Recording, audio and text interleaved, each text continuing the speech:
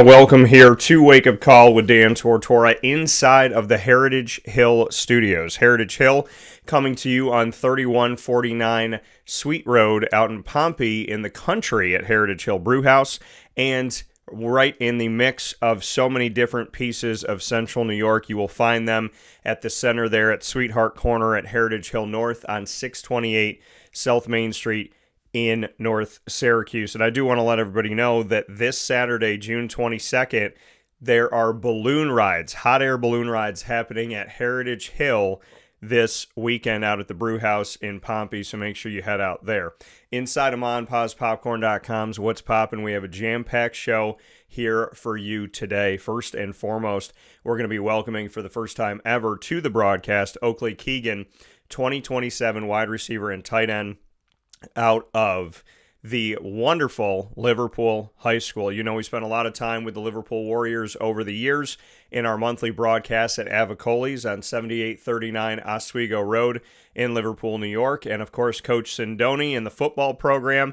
Oakley Keegan's going to be joining us following his offer from Syracuse and going out to Notre Dame and being at the camp. And as he told me off the air, doing it without AC, which him and I can talk about the fact that I lived in Florida for over a year without AC in my car, which was insane. Absolutely insane.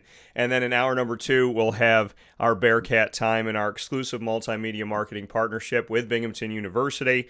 I will be joined in my special with Athletics Director of Binghamton, Gene Marshall, for Moments with Marshall, as we discuss the top 10 public Ivy League opportunity here, the honor that they've had for Binghamton University to be considered a top 10 in the nation public Ivy League school. We'll also discuss the academic progress rate, perfect scores in the APR for Binghamton University and many of their programs, and back-to-back commissioner cups for the America East. And then the president of Binghamton University, Harvey Stenger, will join me for a Bearcat Breakroom in his first ever conversation here on Wake Up Call with Dan Tortora. You'll hear from the president on his thoughts of the successes of Binghamton University, and we'll round out the show with the ingredients to success presented by Avicolli's, which we do every single Tuesday. So with that being said, here on the broadcast, it is my honor and my privilege to welcome Oakley Keegan to the broadcast. Oakley, how are we doing today? I'm doing really good. How about yourself? I'm doing well. So bring me into this, the fact that you just got home. I got to meet Dad here virtually, and you got home around midnight, or got everything set up around midnight? Yeah, so we just got back at like 11, and we have family in town now because my brother is graduating high school this Thursday. Yeah. So there's a lot going on here, and like just got back and excited to be here. I'm really thankful. Thank you for your time.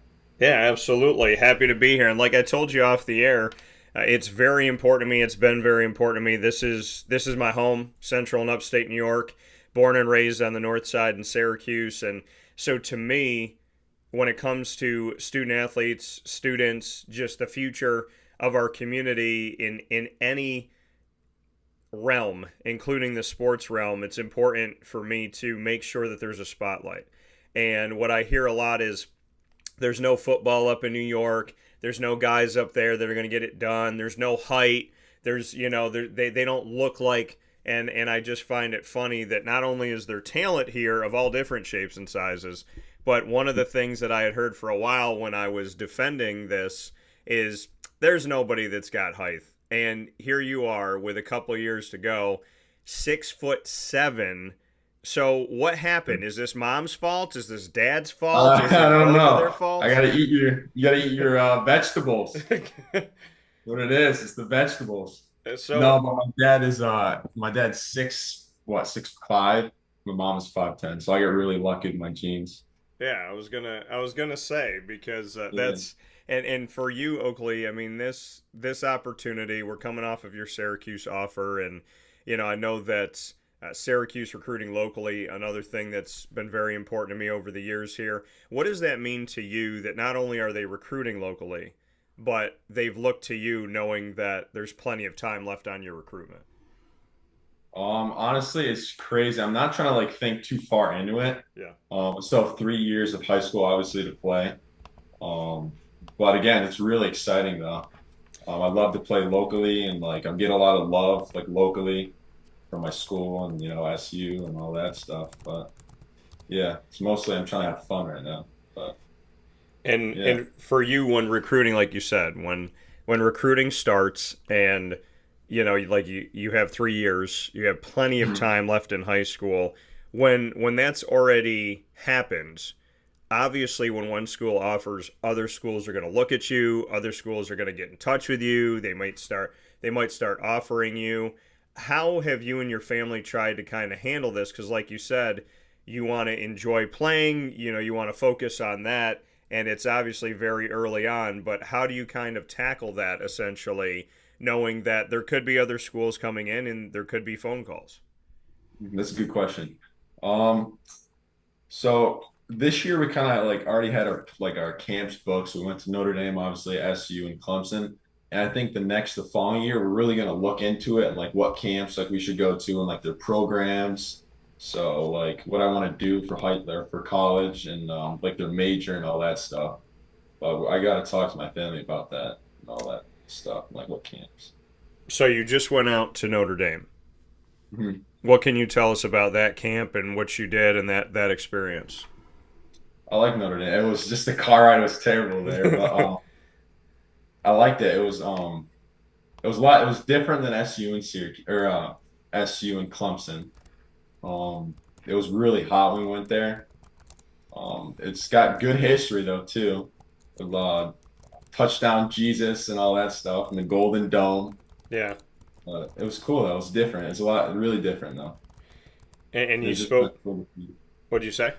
It was just kind of cool, like to see all the different like stuff that goes on there, like the energy. Did the car ride without air conditioning in the rental, did that humble you at all? Oh yeah, it did a little. Yeah, we were sweating getting there. Probably lost like 5 pounds maybe. I was gonna Yeah. say, if they weighed you at the camp, they probably thought you were lying after being in that car. Oh yeah. Yeah, we rounded up though, thankfully. So it was 203, which is kind of not just kind of bad though. So you get to go out to, like you mentioned, Syracuse here at home, and as well as Notre Dame and Clemson.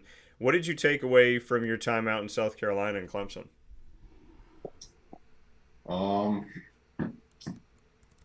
I gotta like see like what like my weaknesses are. Yeah. But like because up here they don't really press as much. Maybe I'll get pressed like from like CBA and like all the other like private schools and stuff, but like pressing I need to work on and like bunch of other stuff I need to work on, like speed and strength and yeah. So you talk about some of those areas that you want to work on. What's, in your opinion, at this point, your greatest strength? What's that thing that you feel like overall you can lean on and say, like, this is the best part of my game at this moment? I would say my hands, my hand-eye coordination. And then route running wise, understanding kind of the playbook side of things and whatnot, where would you say you are in that respect? I would say I'm like, I'd say like, maybe like a little above average. I'm paying attention like the detail and like trying not to fall step and all that stuff.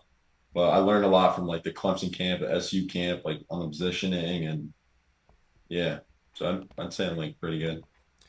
And the Syracuse camp, you talked about how Clemson, you got to learn some things at Syracuse. What else was it about Syracuse that kind of sticks out to you from the camp specifically, and some of your takeaways from there? There's just a lot of history, and there's a lot of positive energy with friends bringing in like a lot of positive energy. Like there's just like rapid firing stuff, coaches yelling, like kind of not military style, but like direct like coaching, which I like that coaching staff. It's good that coaching strategy. So for you, Oakley, speaking here with Oakley Keegan from Liverpool High School with the Warriors, early on in his recruitment, 2027 wide receiver and tight end. Your markdown is both wide receiver and tight end. Is there one in college that you would prefer? I know there's a while. I know we're looking down the road here, but is Sure. is there a preference for you if you got to choose between wide receiver and tight end, one that you would pick over the other, and why? I would say probably tight end because I think I'm getting slower and eating too many cheeseburgers and all that stuff, trying to keep me away. So I'm thinking tight end is the strat. So like Gronkowski. Okay, so when you look at that, and you look at, obviously there's going to be a lot that comes with being a tight end. You're an extension of the offensive line. You're asked to block and catch passes. How do you feel about that world? You talked about your hands being the best part of your game. As far as blocking, where would you say you're at? And is that something that you want to incorporate more and more into your game as being a blocking tight end, not just a catching tight end? Yeah, I definitely do need to get better with my blocking. So like going to these camps are really helpful, and I learned like again trying not to fall step with my tight end position, like 2 point stance, 3 point stance, all that stuff. And yeah, I like tight end overall. It's a weapon. So as you go forward here, knowing that this is, like we said, very early on, for Syracuse to be the first offer, for the hometown to be the first offer, what does that kind of carry with you? Is that something that, I mean, I know that we don't know what schools are going to come in, we don't know what they're going to say here, but can you kind of look to the future and say that Syracuse is going to have a soft spot wherever you end up? Do they have a soft spot in your heart because they were first? Um, I mean, they always kind of had like a little soft spot just because it's kind of my hometown, you know. I get a lot of love from people and like yeah, like a lot of teachers are SU fans, so I get a lot of that stuff. And I'm excited to see how like the France games and like how they turn out this year. And how was the response when you got that offer from Syracuse? How did you see that response on social media, in the public? How did that kind of, what was the reaction like, as far as maybe strangers or people from Syracuse, fans reaching out to you all over the country? Because some people say on social media that they feel like they get a lot of love and it happens immediately. So how did it kind of all happen with you after that offer went out? Oh, I was crazy. I was like so excited. I was like didn't even feel real because we were in the car going to Clemson. So I was just like, wow, this does not feel real. I kind of turned my phone off and just went to sleep because I was kind of like focused in that moment. Yeah. And then when I turned my phone back on the next day, I had I had like 120 notifications on Snapchat, like 20 text messages, and like Twitter was blowing up. It was great. Like my director of the school kind of like reposted it. Mr. Woodcock, the principal, reposted it and all that stuff. So it was crazy. It felt so like unreal, you know?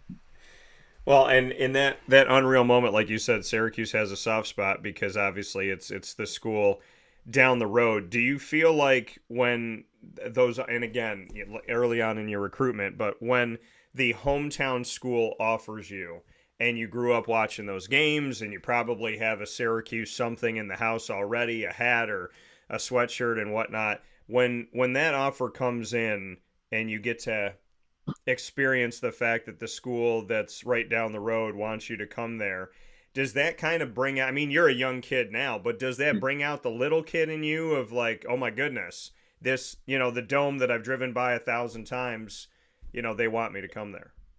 And I really haven't like wrapped my head around it. It's like my first Division 1 offer, so it's just it is really truly unbelievable. And as I'm like trying to think about it, I'm like, wow, playing in the dome, like so many fans, it's crazy. But yeah. So with Liverpool, you and I talked off the air about Coach Sindoni and what he means to this program and what he can mean moving forward for you. What can you say about your head coach and what your hopes are in his teaching of you as you step forward? I like his teaching, how he coaches. He is trying to build a really good program, kind of like SU, where he's hiring more coaches to get that positive energy. And I like it. It's great. He is a great staff. I love the coaching. He's got like Hall of Famers in there coaching, Coach Nettie. Yeah. Um, I love the coaches, and he kind of like, yeah, he has fun with practices, but also puts in the hard work and like stuff that we need, like static stretches and yeah.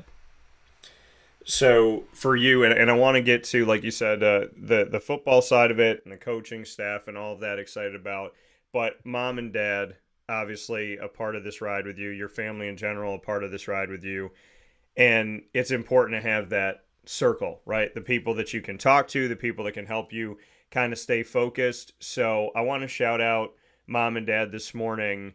Best piece of advice that you've received from your parents together, or best piece from mom, best piece from dad? I would say just keep grinding, keep doing what you do best. Probably try to make like the hard work seem fun, so you kind of like you love it more, you know? So like things you don't love, kind of flip that mindset and make it so like you love it more.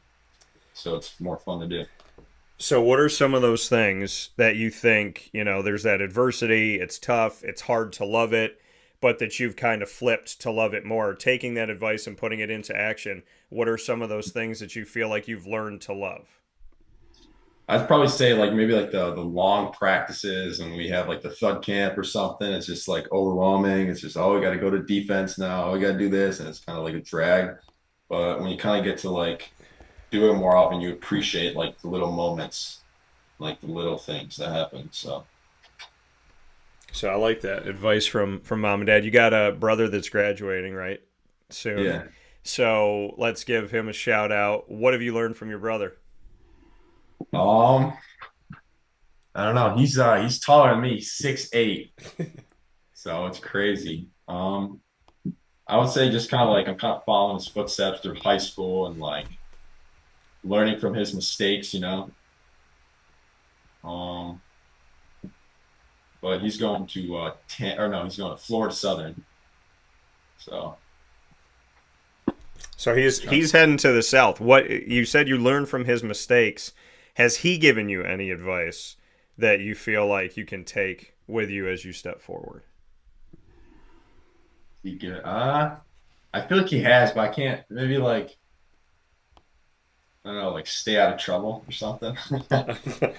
now, now, what's the dynamic between the two of you? Because obviously siblings, you want Mhm. to be better than each other. You grow up in the backyard or, in the driveway playing basketball, playing football, playing baseball, soccer, whatever it may be, but you're trying to be better than them. You're trying to eat faster than them at the table. There's Yeah. always like this back and forth. So, what do you think between the two of you?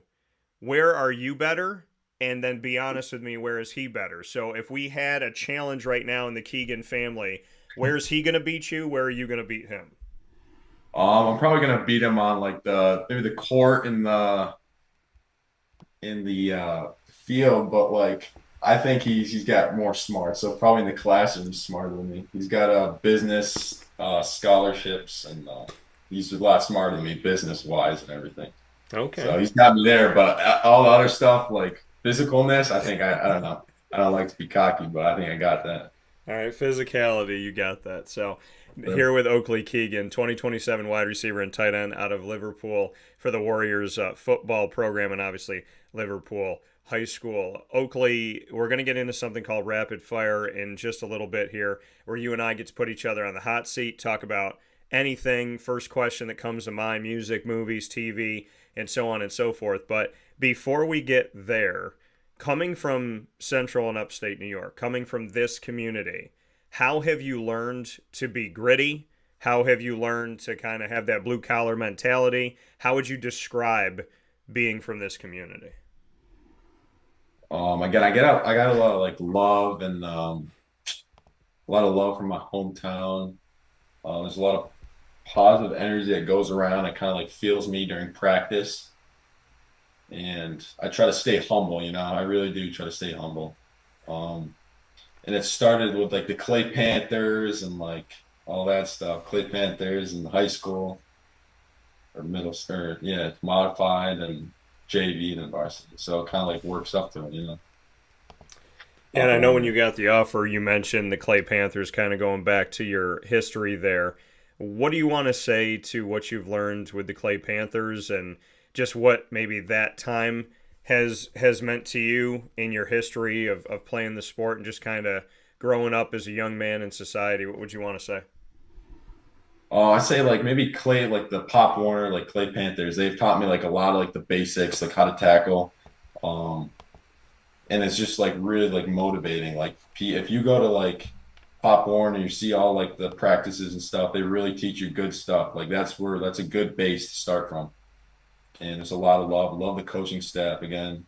They got new scoreboards, new thing going on now. So I like it a lot. And to go back kind of the beginning, like you said, Pop Warner, but to go to the beginning, why football? What made you fall in love with it? How did this all start for you? Um, I've been playing since I was 5, so it's kind of I don't know. I just really like love the sport. I love playing catch on the trampoline. Love playing outside with my friends, backyard football, cooking everybody, head taps, and yeah. You So I know, guess it's kind of just been a big part of my life. do you have, I know you mentioned Gronkowski, do you have a favorite current player right now that you watch their game and say, like, I want to find a way to bring that in. I want to find a way to incorporate that in what I do. Is there a current or a former NFL player that you kind of look to? Um, I would say maybe Gronk, just because he's a tight end also, but I also like DK Metcalf, like with his speed and yeah, his speed. And he's just real strong and physical. So DK Metcalf and Rob Gronkowski. Okay, I like that. Do you have a favorite team? Is there a team that you root for? I don't know. I would say maybe I'd say the Jags. Are It's you kind of a weird team, but I don't know. I like the Jags. They're kind of a newer program, so I are like you them. lying right now? Or are you telling the truth? No, no, I do. I like the Jags. I mean, I get a lot of hate from here just because, yeah. Oh no, are you Jags fan too? Yeah. Oh, nice. That's hilarious. You didn't know that. Yeah, I'm a Crazy. Jaguars fan since they came out into the league 1995. I was 9 years old and I have been a Jaguars fan through and through, and this will, God willing, be, by the grace of God, my 14th year. I cover all their home games, so I fly back and forth. Oh, that's nice. Yeah. What do you like about the Jags? What do I like about the Jags? I wanted my own team because I don't like bandwagon jumping. So I wanted my Yeah, own it's, team back in '95. They were just coming out. Love the color, love the logo, and then Fred Taylor came on to the team, and I'm just a huge fan of Fred Taylor. His history at running back for the Jaguars. Still don't think that there's ever been a better running back there. So it was kind of like I wanted my own team. I like the color, and then Fred Taylor. And then what stuck with it is I just, I've gotten to know the guys. And when you're in that locker room and you get to know these players and just kind of go through a lot of losses, a lot of adversity, and then see them win. I mean, I was with them all the way to Foxborough a few years ago when they were one step out of the Super Bowl. I was there. So, I have a connection to that, and some of the guys like Trevor Lawrence and Travis Etienne Jr. and Andre Cisco, I covered them all in college. So to get to see them again and be around them again is huge. And I am very happy that Trevor has been extended. So I'm definitely looking forward to what that's going to be and keeping number 16 in Jaguars teal, hopefully forever. But yeah, I mean, I became a fan from day zero. I got a ton of Jaguars cards sitting off to my right here in the studio. I have okay. an ode to the Jaguars. I got the first helmet to a more recent helmet. I got a Fred Taylor autograph. They're all just sitting here over my shoulder. So the fact that you said that today, Oakley, I already That's liked you, hilarious. but now Nice. I think you and I got it. We're closer now. We got a closer bond simply Yes, from the sir. Jaguars. Nice. Yes, sir. So why you with Jacksonville? I know you talked about it a little bit here, but is there? I mean, like you said, they're a different team. Their franchise is younger, but up here in Central New York, I've heard a little bit more, but you don't typically get a lot of Jaguars fans. I want to know for you what keeps you connected to Jacksonville. Um, that's a good question. I like as you said, I like the colors. I like how they're a young franchise. So I kind of like. I'm trying not to like these. Everybody up here is kind of like I know a bunch of bandwagons. So like Patriots, and you get a lot of people. So it's kind of cool to be different, I guess, in Yeah. that factor. And I mean, with all teams you could be different with, you end up picking Jacksonville. Are you a fan of Trevor Lawrence? Do you think that he's the guy to lead toward the future? Oh yeah, I really wanted. I know last year. Oh, they kind of last year didn't have a good season, but like 2 years ago, when they were about to get into the playoffs, I was pain. I was watching them lose against the who they lose to that one team. Chiefs. They lost to the Oh, Chiefs. Yeah. yeah, that was a close game, Yeah. but I was yeah. there for I was there for the comeback against the Chargers, the comeback against the Ravens, the comeback against the Cowboys, the comeback against or the securing the victory over the Titans. I think it was like that season a couple seasons ago. I saw four of the greatest games they've ever played in their franchise, and they all happened in the same year. So it was crazy. But see, here's the thing now. Now you got to get down to Jacksonville so that you and I can hang out at Everbank Stadium. You got to get yourself down there. Oh yes, sir. I gotta go to. I don't think I've ever been to a NFL game. I've been to a few Clemson games because my dad went to Clemson. Okay. So we saw Trevor Lawrence and ETN. It's kind of cool, like to see them in college and kind of grow up to the Jags. So So yeah. so Dad went to Clemson. You went to the Clemson camp. Is Dad low key pushing orange and purple more than orange and blue? Or what's Dad Oh doing? no, no, it's more orange and purple, 100%. He So always wears the Clemson hat. Actually, it's funny. We went to the camp, the Notre Dame camp yesterday, and he was wearing an orange and purple hat, and he got kind of picked on a little by some people. yeah. Well, I will say this about your dad, and I will say this about Trevor Lawrence. When all the COVID stuff was going on, and they talked about it was such a weird moment. They said that he couldn't play because he was around someone who had been exposed, so he had to not play for 2 weeks. And the second week, he's on the field with a mask on at South Bend in Notre Dame, and thousands and thousands of fans are rushing the field with no mask on, running by him. And I'm looking at this going, so he couldn't play because he was around somebody, and he's standing here with a mask on, and here's Oh, no. 10,000 people bumping into him, all around each other. Yeah, And I still think to this day that they just didn't want him to play in that game. So I'm sure your dad yeah. could probably concur that if Trevor Lawrence was able to play, because he played the second one and they blew him out, but if Trevor had played Notre Dame twice, he would have been 2-0 that season. Yeah, I would agree with that. Yeah. So, yeah, it's Dad right off camera right now. Oh, he's behind you. He's Oh, okay. sitting. Yeah, I Yeah. just wanted to know if he was in an earshot of us saying that Trevor Lawrence would be 2-0 and would have won in South Bend. Yeah, Absolutely. yeah. There we go, Dad. I Go appreciate that. Tiger. So I got Dad. I got to hear your voice from off camera here for a second. Are you happy that your son Oakley is a Jaguars fan, and are you happy with Trevor Lawrence? I got to know. Hey there. Hey, Yeah, it's but it's all him at the end of the day. We watched a lot of Clemson games together and so forth. So I think just by the fact he's in this household and relegated to watching Clemson and SU on Saturdays, those become his teams. So Mhm. having been there and watched them through the years when they weren't so good, and then yeah. seen them in the years of Trevor, and even watch him for the championship in 2016 as well, which was really cool in person and was awesome. So yeah, I'm gonna that I'm was gonna keep I'm gonna keep you here for a second okay. to just get your thoughts on this whole recruiting and taking on a role, because what we don't typically do is ask the families the stress that this can be, the adversity that it can be, the excitement that it can be, but just how you handle the fact that as much as this is an awesome moment, you have to protect, obviously your son. You have to look through everything and get to know everybody and kind of see what they're saying. So as a protector and as someone who obviously cares about the future of your children, how are you kind of going into this recruiting trail knowing that there's so many things that come with it that are going to ask you and your wife and your family to do your research and obviously, pray and spend a lot of time figuring this out?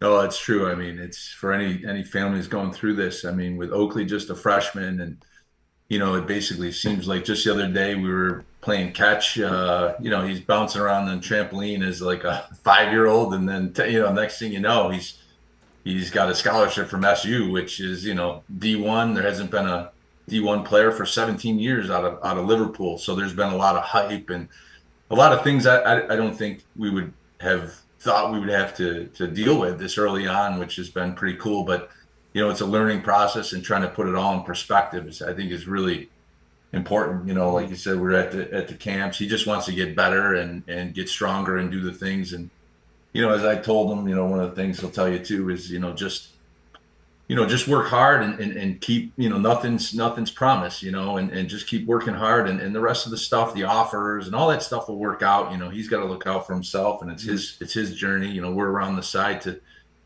do that, but it's a lot. Like, it's a lot of this stuff, and they feel pressure. I don't want them to feel pressure. I want them to have fun. We're on a talk show. I mean, when do you get to be on a talk show? I mean, it's just cool things that you just see where it all goes and just have fun along the way. But continue to work hard and have some goals. And he's 3 other brothers too, or 2 other brothers. There's 3 of them, so Yeah. you all got to keep him pretty humble. He still has to do his the dishes and all that stuff. He's just a kid, at the end of the day. Oh, hey, you know what? And that stuff that will humble you, and you can learn more lessons sometimes washing the dishes than running a route. So, to your family, to everybody in the family, Mr. Keegan, thank you for the opportunity of being able to speak with your son, and thank you for everything that you're doing as a family. And I'm excited to be a part of this ride and to see it from here. So, thank you truly for your time and for having some fun with me this morning with Trevor Lawrence. I'm happy I got to have a moment to have some appreciation for that. Absolutely. Yeah. Thank you. Yeah. This was cool. Good exposure is his first kind of real interview here. So, so this was great. So hopefully one of many. So thank you. Absolutely. My pleasure. Thank you. So Oakley, I'm going to turn it back to you now. We're going to play rapid fire, sir. And we're going to talk about literally anything in the world. You get to ask me questions. I get to ask you questions. And I would tell you, and I'll tell you this as we continue to talk through the years, typically you get asked the questions. You never get to ask them. Sitting at podiums someday, God willing, if you do the work that you got to do, you're going to be the one answering questions, but they never let you ask them. So on this show, on Wake Up Call, I turn it on me and allow you to ask me questions as well. So you get the first one. You can ask me anything in the world. We are live worldwide on video and audios, and I have to answer it, and then I'll go back and forth with you. What do you got? Ooh, I don't know. I'm trying to think. What's a good question? Anything. What's a good question, Dad? I don't know, dude. Maybe like, so. So have you ever met like any old like kind of Liverpool Hall of Famers? So like Chris Getney, or have you ever met Chris Getney before? So when Chris was at Syracuse, I believe I was around him a bunch of times, and I want to say that we at least shook hands once, but I've gotten to know about him through Rob Drummond, who's a very good friend of mine who played up at Syracuse and went to school at JD, and the memory of Chris Gedney lives on with alumni that I know. So I was around him, but I would have loved to have known him more, and would have loved to have had him on the show as well. So I just I hope that his spirit and positivity, I hope that continues to live on, because it was nice to have him in the building at the Dome. My question back to you, Oakley. We're going to go to music here. If Okay. there was an Oakley Keegan anthem that when you were on the field it played, when you're in the grocery store it played, when you were walking down the street it played, what would be the one song that should follow you wherever you go? Ooh. I would probably say like probably "Something to Prove" by Little Baby. Okay, why? Just because it kind of like I don't know, it has like a good meaning, like, oh, you got something to prove. They don't really know who you are, so you gotta like kind of work hard and kind of show yourself. That's what I kind of think of it as. All right. I like the meaning behind it. What's your next question for me? Um, Shoot, I just had a good one. Um, did you play any sports in high school or anything? I did. So I played basketball most of my life and love this. It's still to this day I can just go out on the court and shut my brain off. I'm the guy that can shoot from anywhere. That was a God-given thing that I worked on. And so there's three different gyms, hopefully more to come, but there's three gyms in central New York where I've made my first half court shot in each of those gyms. Can you So dunk? can I dunk? Now, if you pick me up, because Nice. but Nice. yeah, I mean, at 5'8", I can jump. I'm not gonna say I can't jump. I can jump, but I've been working on my hops, and I definitely need to. I need to. I want to dunk before all is said and done with my time here on this God's green earth. So hopefully I'll be able to do it at some point. But I want to. I want to for sure. My second question for you, Oakley. What is the one food that is made in your household that you cannot live without, and who makes it? That's a good question. Um, I would say probably chicken noodle soup, and Okay. my mom makes really good chicken noodle soup. So All right. Chicken noodle soup from mom. that's a classic. Yeah. Okay. I like that. Is there anything special she puts in it, or Um, what's so good? I don't know. I just love chicken in the soup. Okay. All right. No. So mom's chicken noodle soup. Mhm. All right. Give Yeah. me your last question. What do you got for me? Who was the best interviewer you had on the show? Best interview that I've done? Yeah. I would say, and I'm not saying this politically, I think that everyone has a story to tell, and that story is always meaningful to me no matter who it is. And I Mhm. think that, I mean, I don't think that I know that this show was made and my company was made to spread positivity, spread comedy, humility, community, faith, positivity, and again, to really hone in that positivity. I know I said it twice, but it's one of those things that everyone has a story to tell, and there's nobody that their story isn't important to me. And so I think that it's been so meaningful to learn from so many people and gain wisdom and knowledge.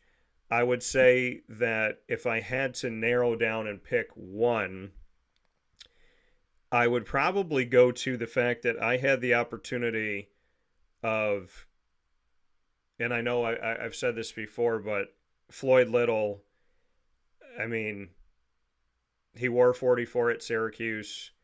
He is larger than life, and talking to him was like talking to a ghost. Like I had to kind of pinch myself and be like, this man isn't alive. Like it's almost like you think you see him in history, you're talking to a statue, and it's like he was alive, he vibrant, just always just giving me a big hug, making me feel like the only person in the room, and we built a friendship for like 8 years before he passed away, and that friendship continues with him up in heaven today. I never thought that I would get to shake his hand, let alone get to speak with him, get to sit with him. And when I decided to start my business and open my company at 26 years old with 27 cents in my pocket and $103 in my bank account, and taking care of my grandmother at the time, my mom's mom, G Mama, he was one of the 4 people I went to. And he helped me to make that decision to go off on my own and just gave me that positivity. So I would say Floyd for all the positivity, for the goodness, for the kindness, for his belief in me, and just being there, being consistent. Nice. I like My that. my last one for you, Oakley. Mhm. If you got to trade bodies for a day, you did that swap, so your soul jumps into another person, either someone you know or a celebrity, anybody in the world, who Ooh, would you want to be for 24 hours and why? probably Shaquille O'Neal. It's Okay. crazy. He's probably the biggest person I know, or maybe like some like tall basketball player, like that one, maybe like Yao Ming or someone like that. Okay. Okay. Yeah, So you're already 6'7", but you want to be tall. yeah, You want to be taller. Okay. yeah. I just want to see like you barely have to like jump. It's like right there. I Yeah. used to go reach my arm up, boom. Yeah, There was a guy, Mark Eaton, played for the Utah Jazz, was 7'8", and I have a basketball card of him seven jumping. foot If eight. this Wow. was the ground, he's jumping about this high, and his arm is way over the hoop. That So yeah, it's crazy. yeah, it was absolutely nuts. But with that being said, Oakley Keegan, 2027 wide receiver and tight end on the Liverpool Warriors football team here in our community, and following his first offer from Syracuse and his camps at Syracuse, Clemson, and Notre Dame. For you, Oakley, this is the beginning. For me, I hope that I will be graced with the opportunity from you and your family to continue to speak with you and get to follow you along this trail. I'd love to obviously continue to chronicle that, and I'm very happy that you gave me some time this morning to talk with you. Yes, sir. Thank you so much for having me. Absolutely, Appreciate your time as well. no, it's my pleasure, Oakley. So go out there and, like your dad said, remember through all of this process. If I can give you any advice, have fun, gain wisdom, gain knowledge, and always stay humble. Sir, thank you very much. All right, man. Listen, be good, and go tell Coach Sindoni that he owes me dinner, okay? Yes, sir. Will All do. right, man. Be good. I'll talk to you soon. I will talk to you. Thank you very much. All right, thank you. Take care. That coming here from Oakley Keegan here this morning on Wake Up Call with Dan Tortora, where sports truly meets that thing called life. Happy to have Oakley on the broadcast and I didn't know this, but as his father said, his first real interview, and that's an honor. It's a true honor. So thank you to Oakley, and thank you to the Keegan family. Of course, thank you to Liverpool High School and the Warriors and Coach Joe Sindoni for all the work that you're doing out there, as well as the staff in general. Definitely appreciate y'all and appreciate the support. I know Jerry is a Notre Dame fan, so Jerry, I could see your message here. I didn't see it when you first posted it, but I could see it here this morning. So I know he doesn't believe that Trevor Lawrence would take down Notre Dame 2 years in a row, but that's okay. That's all right, sir. No big deal. And we can agree to disagree, Jerry. So, with that being said, here on Wake Up Call with Dan Tortora inside of the Heritage Hill Studios, we're going to take a step aside for a fast break. And we got some things to talk about. Obviously, I'm going to make mention of Boston. We're going to have a huge discussion tomorrow with Dave Paziak, longtime basketball head coach and analyst of many, many years, many decades in the world of hoops. And he's going to be joining me as he always does. And we're going to break down the Boston Celtics. And we're also going to talk historically on them winning their 18th title, which puts them first all-time, breaking a tie with the Los Angeles Lakers. So a lot of great stuff coming up on tomorrow's show, June 19th from 10 a.m. to 11 a.m. Eastern Time with Dave Paziak. But we will make a note after this fast break. And, of course, coming up in hour number 2, the Binghamton University Spotlight. Bearcat time is every Tuesday on Wake Up Call exclusively at 10 a.m. Eastern Time. I will have a Moments with Marshall with Binghamton University Athletics Director Gene Marshall as we discuss the academic progress rate, the being a top 10 public Ivy League school, getting that notoriety, and of course winning back-to-back Commissioner's Cups in the America East. And I will also be joined in a Bearcat Breakroom for the first time ever from President of Binghamton University, Harvey Stenger, who speaks on the successes of Binghamton, on leadership, and more. So plenty coming up with the Bearcats. I was on site, on location at Binghamton University yesterday, so there'll be other things coming up as well on Wake Up Call with Dan Tortora. Very excited to share the Bearcats' rise here through a lot of hard work over many years with many people working in the same direction. So I'm excited to share these conversations with you today. And of course, the ingredients to success, proudly presented by Avicolli's. We'll be back after this fast break from inside of the Heritage Hill Studios.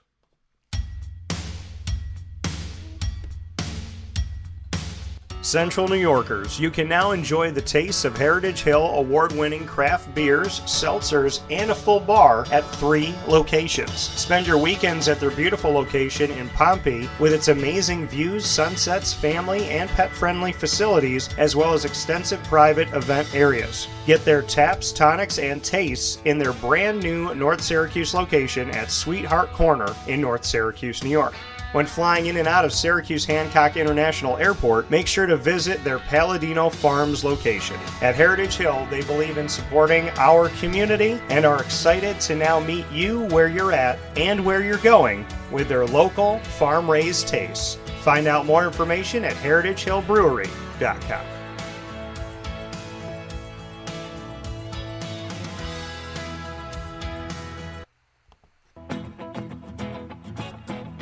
This is Amy from Mother's Cupboard, home of the whole frittata. We are open daily 6 a.m. to 1:30 p.m. For takeout orders, call 315-432-0942 and tune in to Wake Up Call with Dan Tortora for our monthly food challenge and try our Wake Up Call signature menu item available 7 days a week.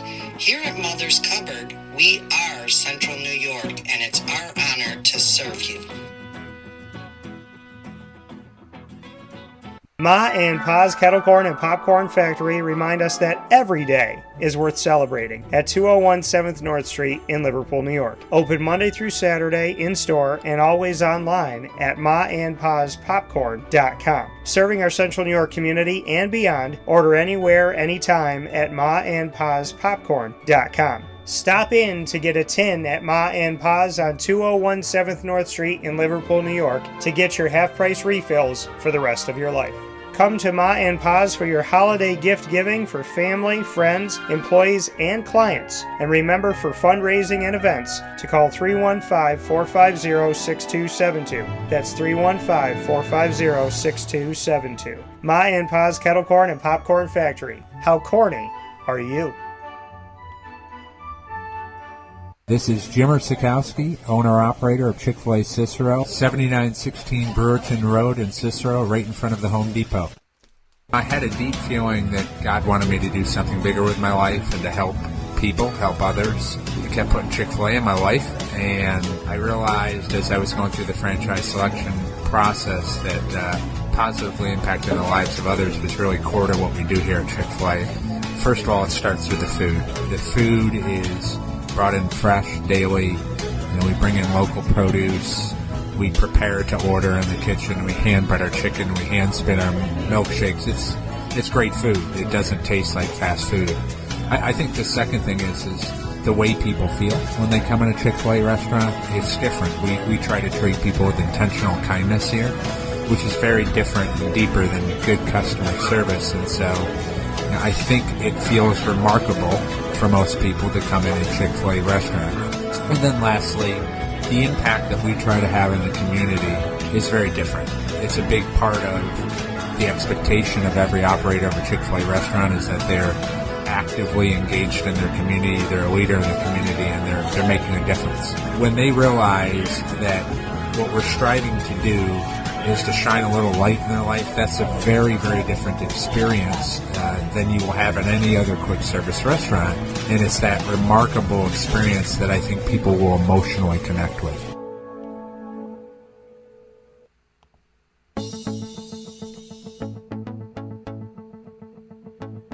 Avicolli's, located on the corner of Route 57 and Wetzel Road in Liverpool, New York, has been your trusted neighbor for decades. Located just steps from Liverpool High School, we're happy to have the Liverpool Warriors on-site, on-location broadcast at Avicolli's through Wake Up Call with Dan Tortora every single month, featuring student athletes, coaches, and administration throughout the year from Liverpool High School. Head out to Avicolli's today on the corner of Route 57 and Wetzel Road in Liverpool, New York, open Tuesday through Sunday for lunch, dinner, and drinks. We'd love to see you out there, and of course you can call them at 315-622-5100 for takeout, delivery, and catering. That's 315-622-5100, and also find them on myavicollis.com. That's myavicollis.com.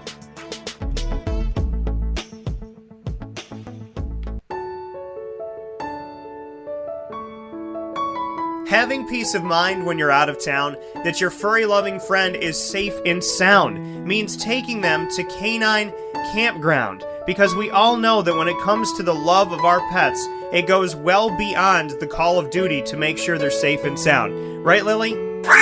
So take a ride to 242 Johnson Street in East Syracuse, New York, and see Canine Campground and where your dog will be staying in the classic cabin, the executive cabin, the grand cabin, or of course the luxury cabin, because if you know Lily, you know she loves luxury. Now you don't have to wait to the last minute to find a family member or a friend that'll take your dog for a few days.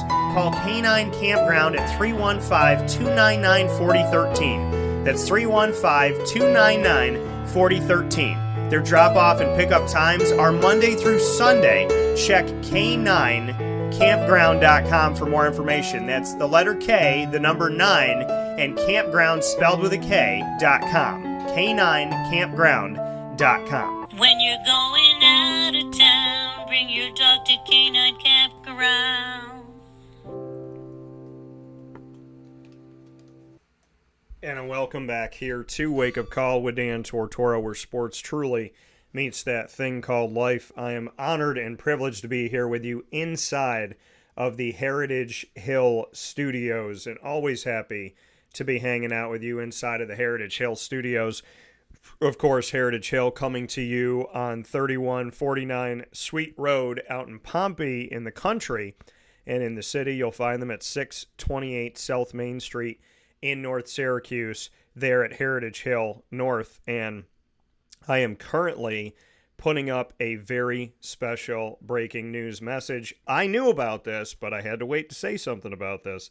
So I'm very happy to share with you here this morning, and this is why I love being live, that LaToya Baker, who played under Mary Grimes and had tremendous success as a leader, if not the leader, on Lemoyne Dolphins women's basketball team over these last few seasons, LaToya Baker is now rejoining Mary Grimes.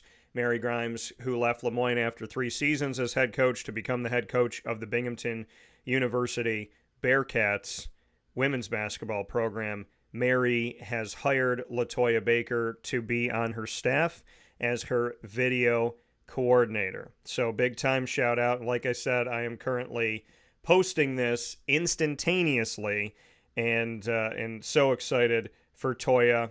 Like I said, I knew about this already, so I had already sent out my congratulations to LaToya, but to be able to share this with you here and to share the fact that she has rejoined Mary Grimes, I think is wonderful. So shout out to Mary for giving LaToya this opportunity.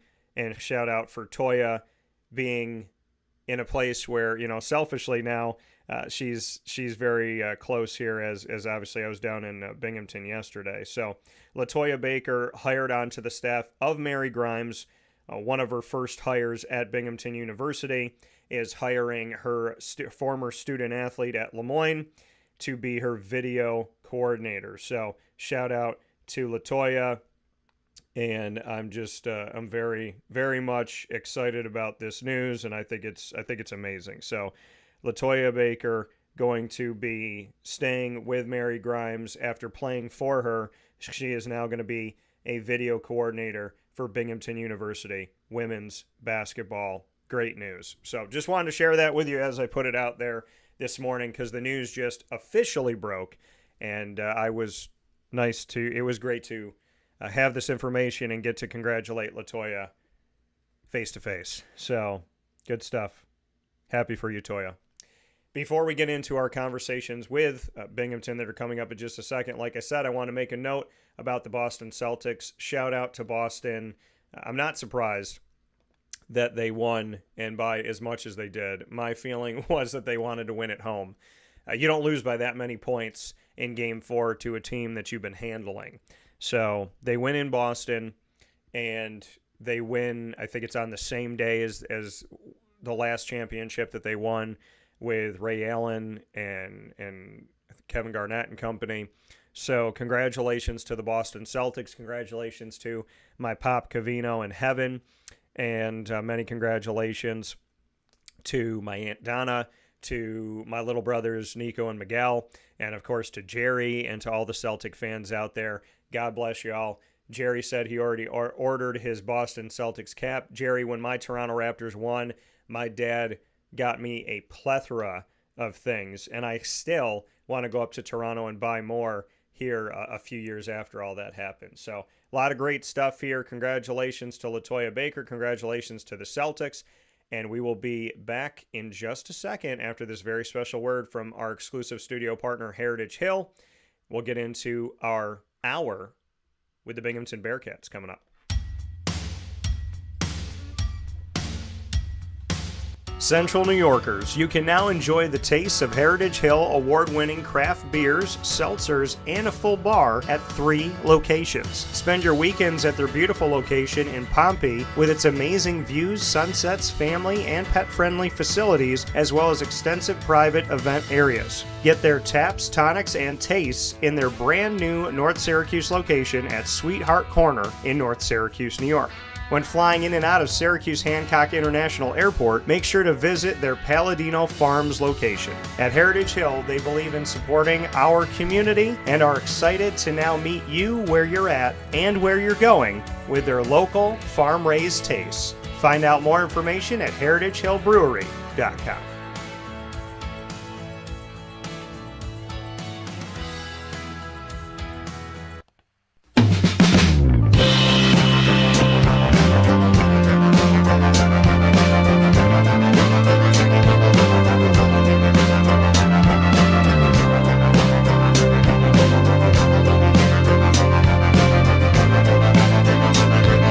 Back here to Wake Up Call with Dan Tortora, where sports truly meets that thing called life. We're inside of the Heritage Hill studios. As you know, Heritage Hill is with you in Pompey in the rolling hills of central and upstate New York on Sweet Road, and also at Heritage Hill North in the hustle and bustle of being a part of so many pieces of central New York.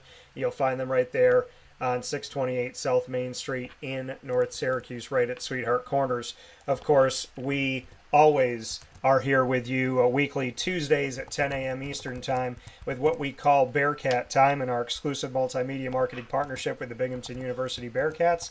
And this edition of Moments with Marshall, of course, with Binghamton University Athletics Director Gene Marshall, and this time following back-to-back Commissioners' Cups. Mr. Marshall, how you doing? I'm great. How you doing? I'm doing very well. And first and foremost, I know we talked about this a little bit off the air, but congratulations to you and to all of Binghamton University and your staff, your student athletes, and your coaches on hoisting not one, but 2 Commissioners' Cups here in the America East. Well, thank you. We have great coaches, great student athletes, and great support.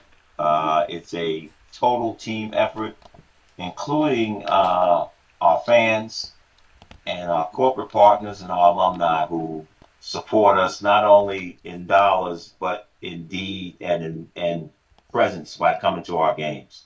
So I can't be more happier for them, because this has been a long time coming, and to get to where we are today is a true blessing and credit to everybody that I talked about. And Speaking with John Hartrick, who was on our last Bearcat Breakroom, I had the opportunity to speak with John, the Senior Associate Director of Athletics and Communications, and he had said that in the history, Binghamton had finished no better than fifth in the conference, and now we have back-to-back years of being first. How does this all come together, Gene? Because obviously you've spent some time here at Binghamton University, and there was a time before you in the America East. But what has happened in these last few years with you there that you've been able to see firsthand that leads to having the opportunity for a Commissioner's Cup?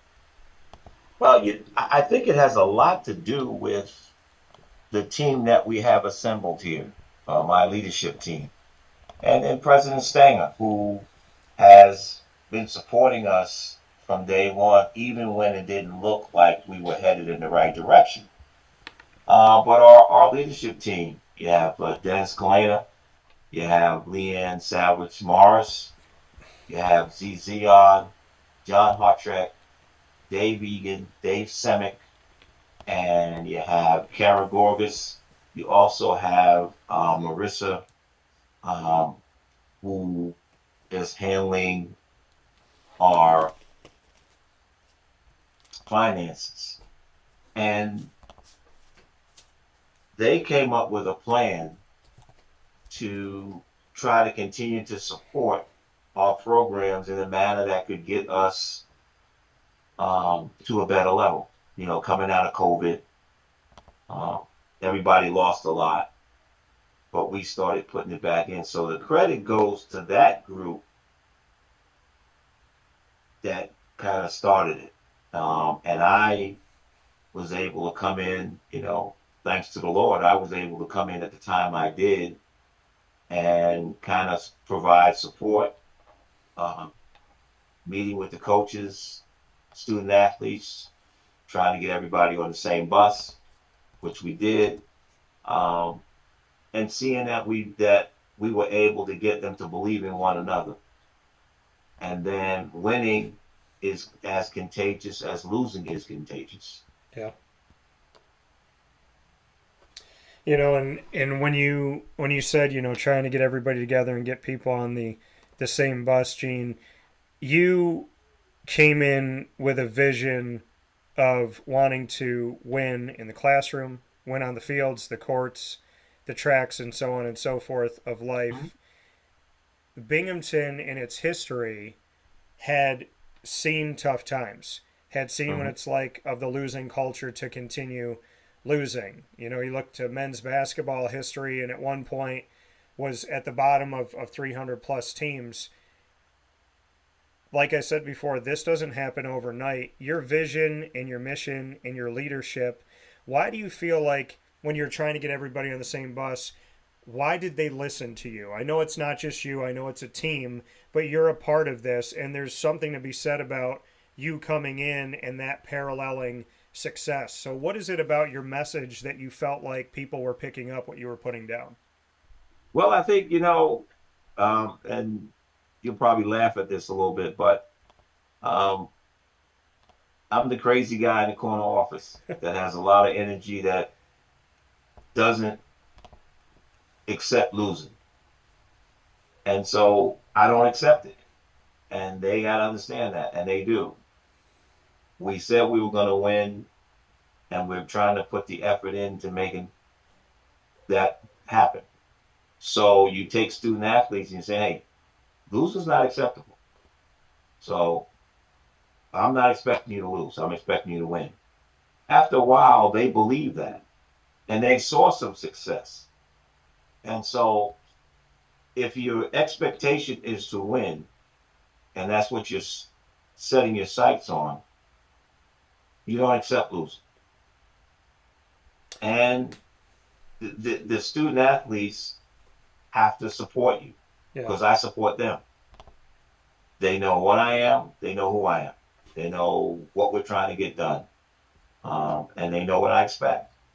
The coaches, they got a chance to manage their rosters. And they had a chance to, if you're going to keep somebody, that's fine. If you're not, then you got to explain why. and it can't be athletic talent related. We did have a lot of trouble in our programs this year. That's a credit to the coaches and their assistants and the student athletes, because they want to take care of business. So I think it's a culture that we're setting here. And this culture is going to carry those student athletes to success in life, because they're not going to accept losing when they work. They're not going to accept losing at home.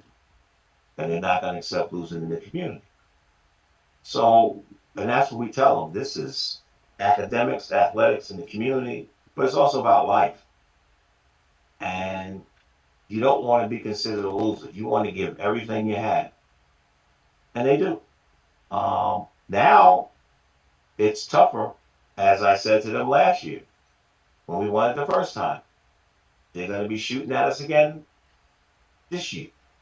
So now, they're going to be really shooting at us, because people thought they were going to overtake us, and they didn't.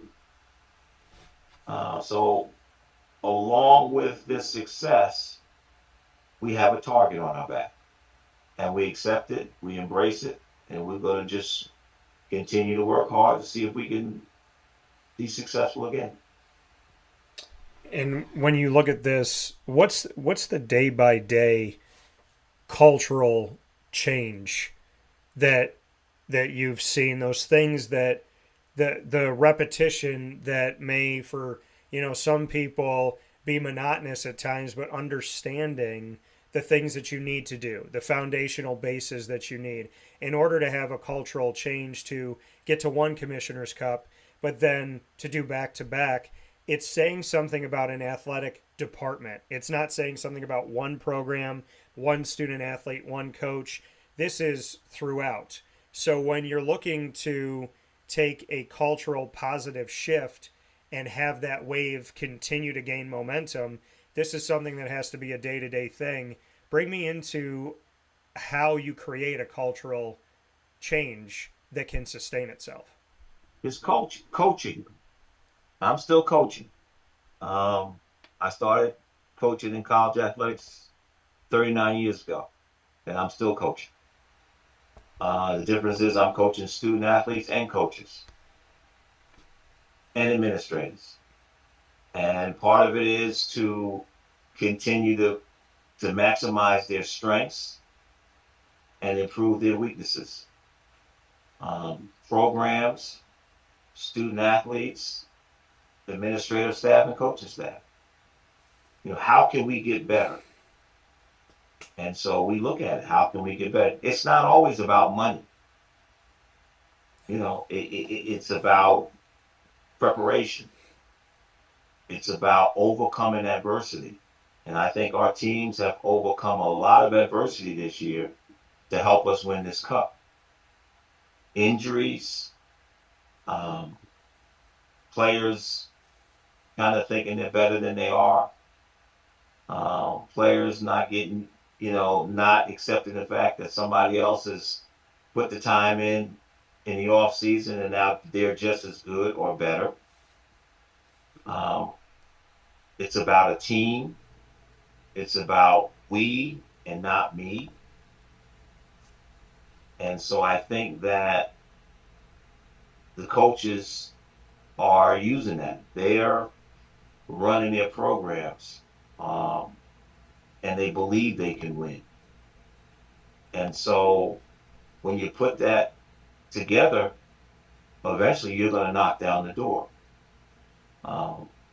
You look at lacrosse. They lost to Albany 25 straight times. Yeah. But they knew if they were going to be in that championship game again, they were going to win. Softball, 33 victories. And they're just touching the iceberg of what they can do. It's the tip of the iceberg of what they can really do. Baseball, with all the injuries that they had this year, they still made the conference championship.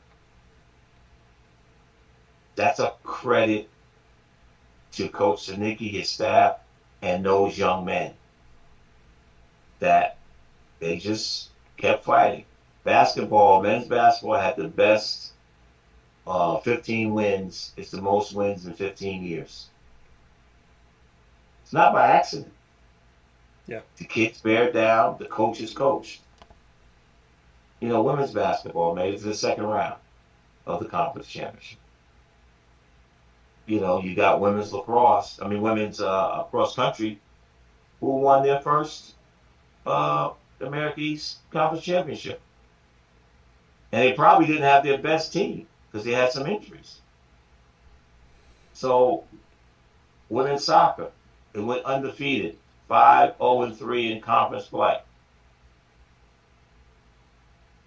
So women's volleyball was, a serve here or there away from winning the championship.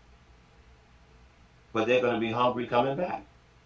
So I think those successes build, and the student athletes in this department are close. They support each other's teams. They go to each other's games. When we were at women's lacrosse in the rain for the America East Championship, the men's lacrosse team was there to support them. And so teamwork, communication, coaching, that's how you change a culture. That coming here from Binghamton University Athletics Director Gene Marshall. In this Moments with Marshall special in our exclusive multimedia marketing partnership with the Binghamton University Bearcats here on Wake Up Call with Dan Tortora inside of the Heritage Hill Studios. For those that don't know, when you look at how this happens, you were above runner-up Albany as far as the point totals that come together. The Bearcats had 335 total points, and the Commissioner's Cup recognizes the strongest athletics program in the America East as determined by a scoring system, which rewards a school for success both during the regular season as well as championship competition in the conference's 18 sports. When we look at some of the things that led to these point totals, Binghamton had 3 regular season champions, women's soccer, women's lacrosse, and softball, and 3 America East tournament champions in women's cross country, men's swimming and diving, and women's lacrosse. And as you mentioned, women's soccer going undefeated,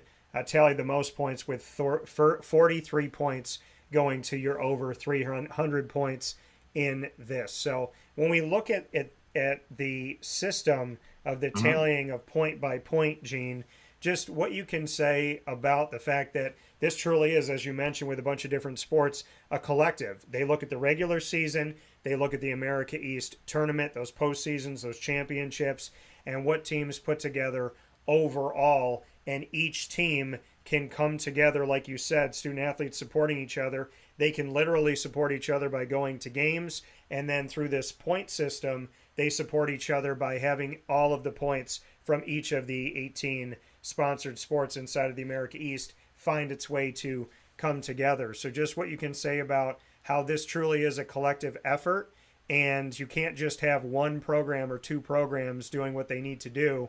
It has to be a collective. Yes, you have to have all the programs to be successful. Now, if you think about it, last year we had 7 runner-up places. This year, we now have 3 regular season championships and 4 postseason. So we made the difference up. And we still have some teams that didn't finish in the top half that still have a more gas in the tank that they can do for next year. But one of the things, again, I don't want to understate it, is the fact that Dennis Kalana, our senior deputy AD and COO, had what it would take for us to repeat, just like he had what it would take for us to win last year. And along with John Hartrek, our senior associate AD for athletic communications, we're following it season by season. So we knew what we needed in the fall, we knew what we needed in the winter, and then we knew what we needed to do in the spring. And so with that being said, now you can try to motivate the different teams through the coaches, and they can motivate the players. So even if you don't win the conference championship, which is the ultimate goal, you now can still do well enough to help us win the overall Commissioner's Cup, which is very important because that's something that we all did as a family. Yeah. And I think that the student athletes, the coaches, the staff take great pride in that because everybody contributed. And I think if you look at men's tennis, the fact that they're in another league, but they won. They were in first place in the regular season, so they were the number one seed, and they won the conference championship. Golf finished fifth. But it's progress. Wrestling had their best season in years. Top of the pack, we have 4 wrestlers qualify for nationals. So each program is doing their due diligence and doing their job to get us to where we need to be, no matter what conference we're in. So I think that winning the Commissioner's Cup just shows that it's a culmination of everybody's hard work, determination, and effort. And we knew, thanks to Dennis and John, that it was going to be close. We could either won by 1 or by 10, and we won by 10. But we had put ourselves in a position to win. And that wasn't Gene Marshall being in the position to win. That was the coaches and the student athletes putting the work in and doing what it would take to get this championship. Yeah, and I mean, and I love that you mentioned, like you said, golf and wrestling, and looking at men's tennis going into the NEC for the first time ever, finishing as regular season champions, becoming the number 1 seed, and then winning in men's tennis in the tournament in the NEC for the Northeast Conference, and Nick Zazula and the crew, and then going on to the NCAA tournament. Absolutely incredible. And along with all of this going on, Gene, and I know that Binghamton University was given the recognition as a public Ivy League, one of 10 schools in the nation to be regarded as a public Ivy League.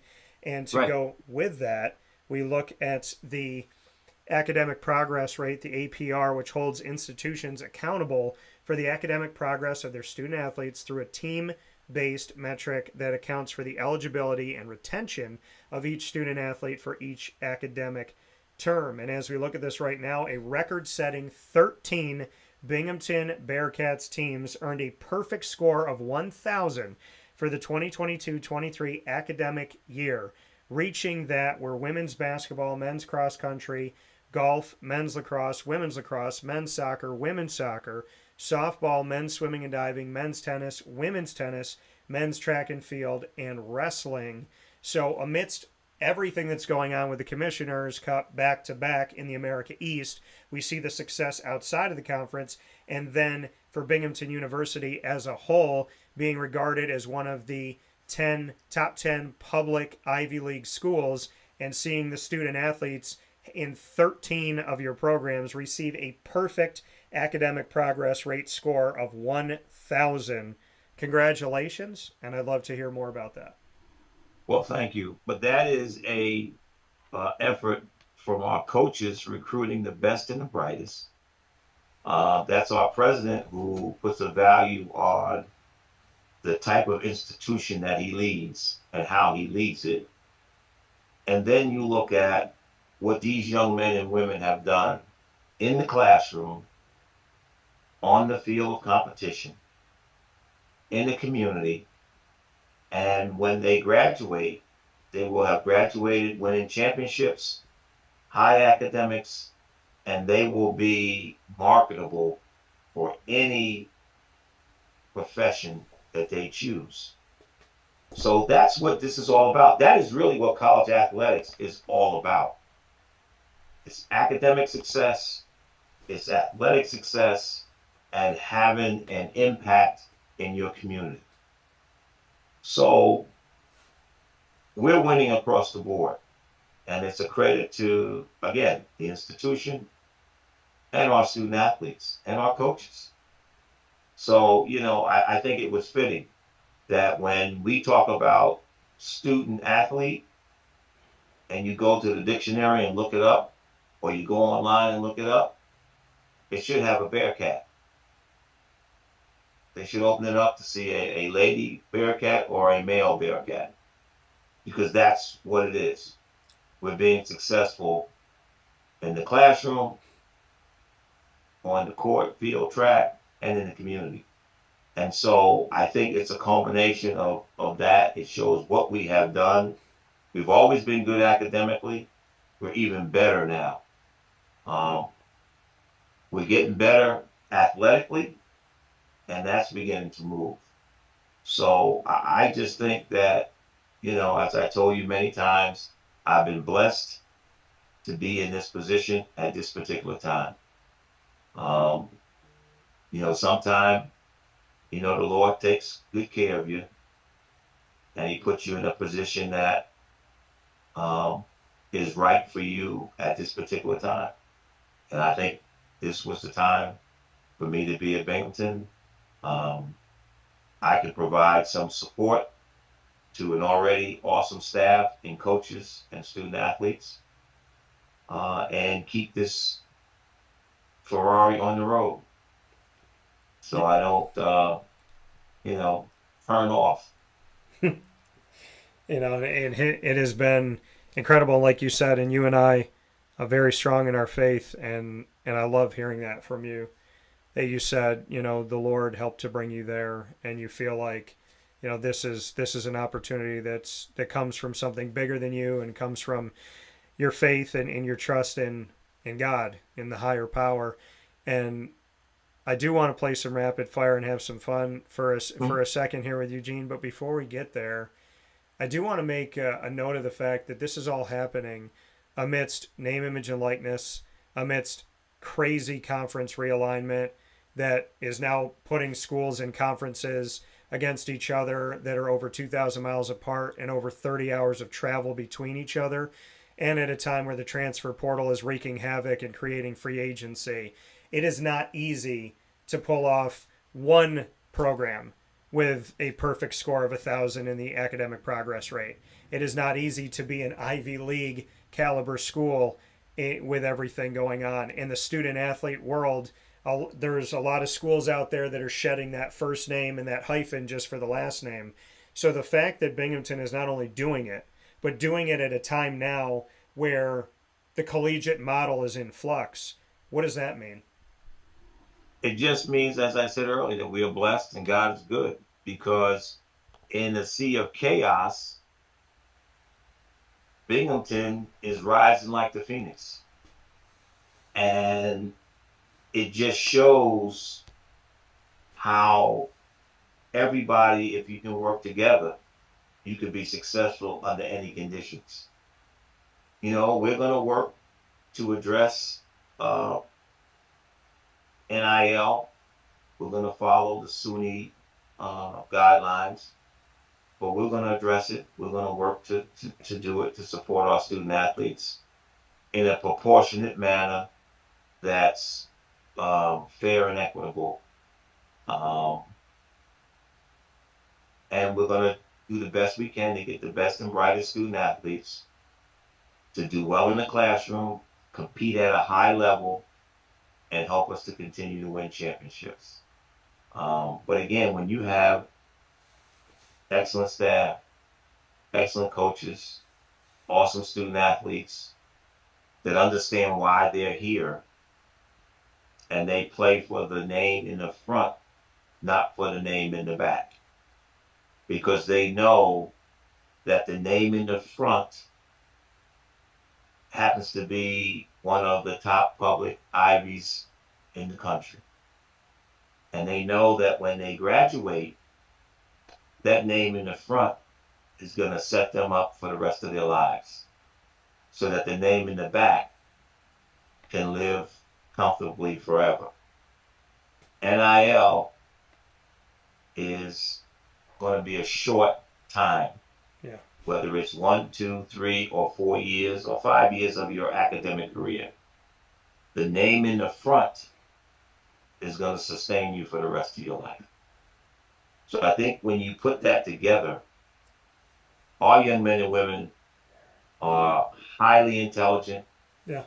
highly motivated, and highly driven.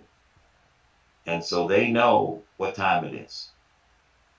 And, I believe that, we're going to continue to work hard to be successful, work hard to recruit the best and the brightest, and work hard to provide them with the best possible resources and facilities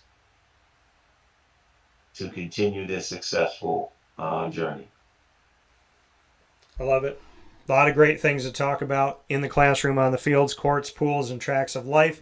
It's time now, Gene, for you and I to put each other on the hot seat in rapid fire.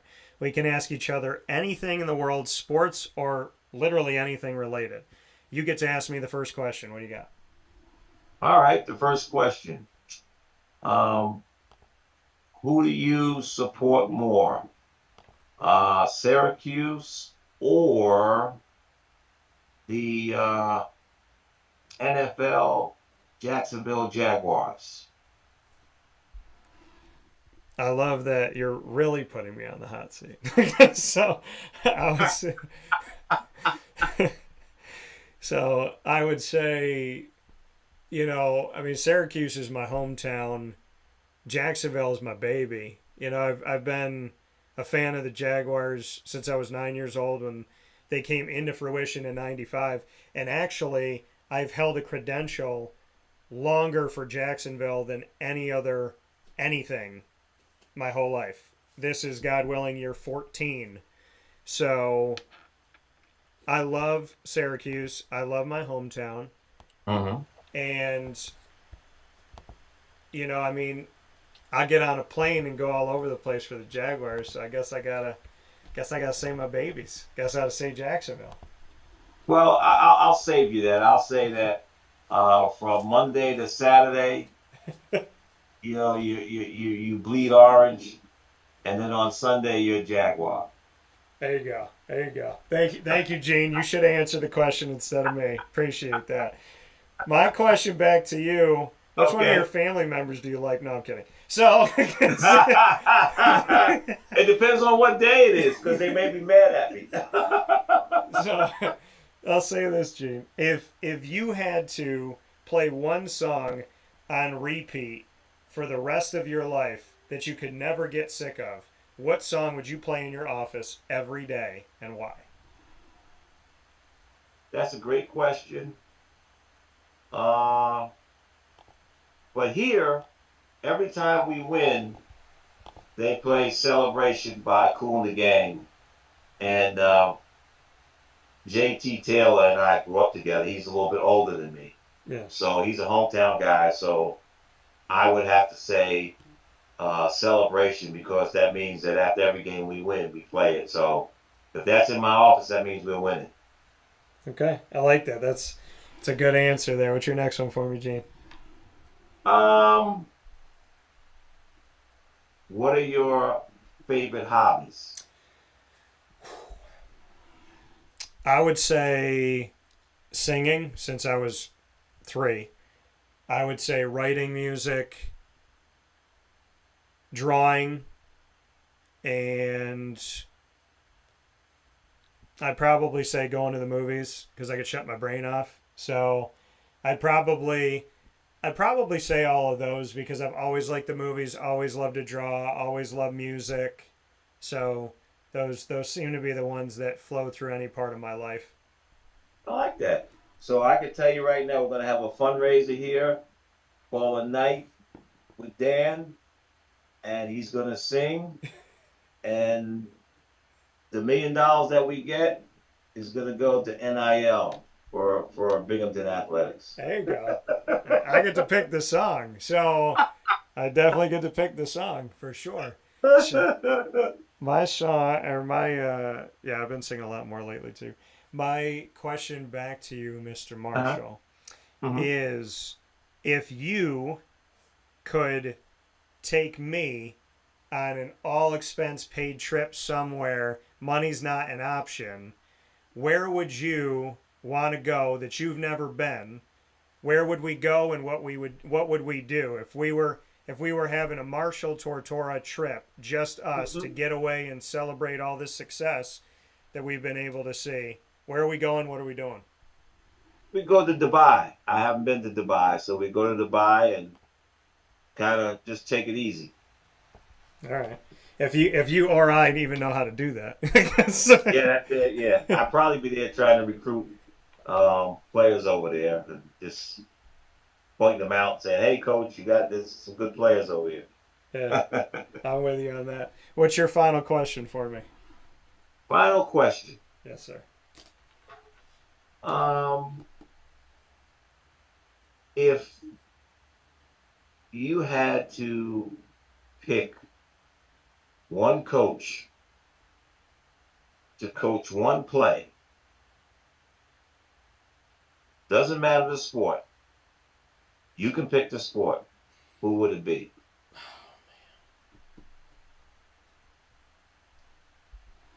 I had to pick one coach to coach one play.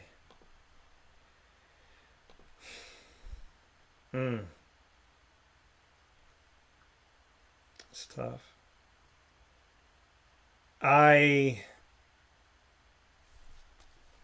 thinking about some of these coaches where I'm like, did they really do the play, or did the player just make that move at the right time? Because I feel like, there's guys that definitely did what they were supposed to do, kind of by instinct. I would say, if I had to pick one coach to do one play, you know what? I mean, I'm reluctant in saying this because as a fan, I am not a fan of this team, but you can't deny that Bill Belichick can, who was better at halftime? Drawing up a play. And, I think that I've seen firsthand in Dave Clawson in a decade at Wake Forest. He's really good at halftime too. But I would say that Bill Belichick, without doubt, could draw up a play for swimming and diving. He could tell him what to do with that. This is how I need you to do. He could tell him how to swim different after never watching swimming. This guy could tell you how to play water polo better. He could teach you cricket. He can probably play bocce with my ancestors in my Italian family. I don't think there's any time where you couldn't ask Bill Belichick to draw up a play. So I'm going to say Bill Belichick reluctantly because he is very, very good. But he drew up a lot of plays at halftime against my Jaguars in games that I wish ended in the first half. So I'm going to say Bill Belichick because I think that's a pretty clear one. That's a good one. Yeah. All right. I'm going to throw one back to you, Gene. Okay. Gene, my final one for you is... Okay, I'm going to ask you this. Since you asked me some deep ones, I'm going to ask you a deep one. Okay. I am a single man in society. I believe in God. I believe in love. And I would love the opportunity someday to meet the right person, which I cannot say in my history has happened. So, give me your love advice. How do you go about finding the right one, and how do you sustain the right relationship? Good question. I always teased my wife and said she married me because she felt sorry for me. But I think you have to be blessed to find the right person to understand what you do. We are not in the most sanest of businesses and the most stable of businesses. So therefore, you have to have somebody that's special that understands that. And I think if you can find that person that understands that, then that you'll help to sustain each other. But I am blessed. So I have somebody that does understand this crazy business. Matter of fact, my wife jokes with me now, there's a conference room, as you know, next to my office. Yeah. And so her big thing is that if people, you're too busy to meet with them, then they can always come in my conference room and meet with me. So that's, and they have to be a part of what you do. Yeah. If they're not a part of what you do, then they don't understand what you do. So that would be my suggestion. Yeah. And I'm not the person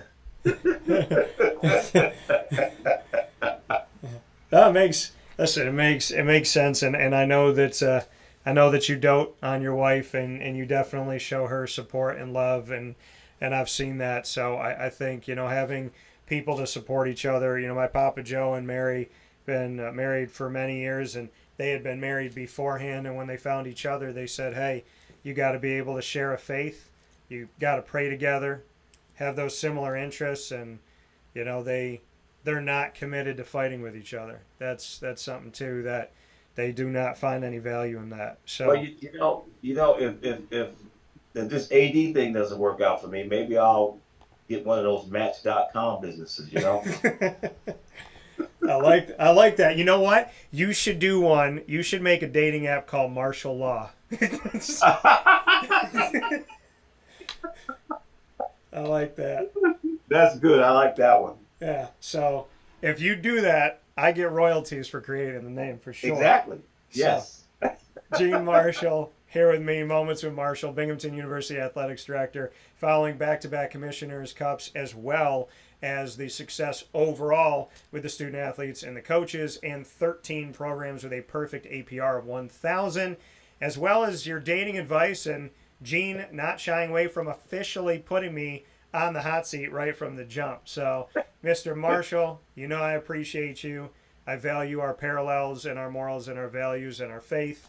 And from the opportunity that I got to sit down with you in that office and really just get to talk about life and who we are as people, you know that I value you very much so. So thank you. Thank you, and back at you. And try to get some rest before football starts up, because it looks like the Jaguars are going to be pretty good, and it looks like the Orange are going to be pretty good. So you're going to be very busy. As long as I got somewhere to go in December and January, that's what I ask these teams to do. Give me a place to go in the warm weather when it's cold outside, and that means that they got to be in the postseason. So that's what we got. Sounds like a plan. Thank you, Gene, as always. All right. Talk to you soon. Talk to you soon.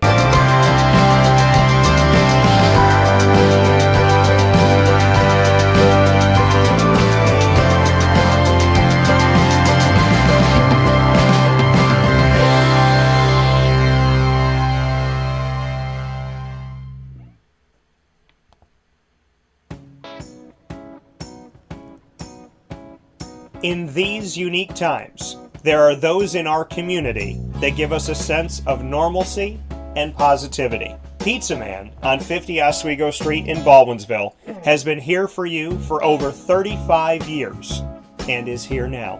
Call 315-638-1234 or order online at pizzamanbville.com to bring those familiar tastes into your home. And remember to come see our monthly on-site broadcasts centered around the community and our Baldwinsville Bees. Pizza Man in Baldwinsville. Any way you slice it, they are always here for you.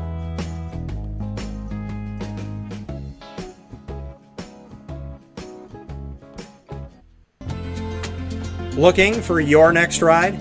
Look no further than Great Lakes Honda City, located on 7140 Henry Clay Boulevard in Liverpool, New York. Serving our community for decades, their new and pre-owned vast array of vehicles are available to you Monday through Saturday on site. To search from home, shop at GreatLakesHondaCity.com. Call 315-365-5576 to set up an appointment. That's 315-365-5576 for Great Lakes Honda City, 7140 Henry Clay Boulevard in Liverpool, New York. Great cars, great people, Great Lakes.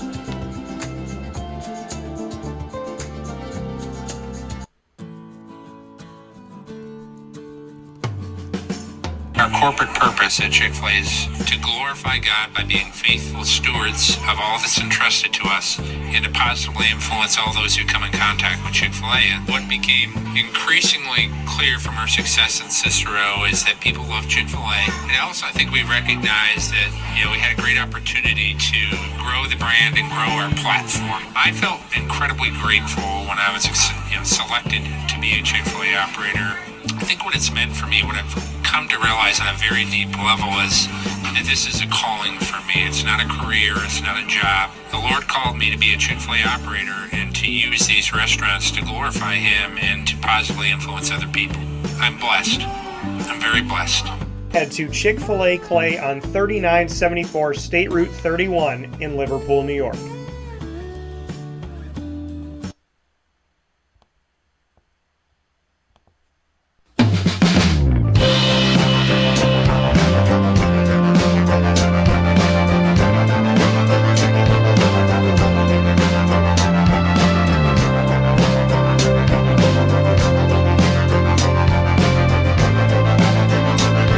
This is Dan Tortora here with the special Bearcat Breakroom with President Harvey Stenger. Harvey, how are you?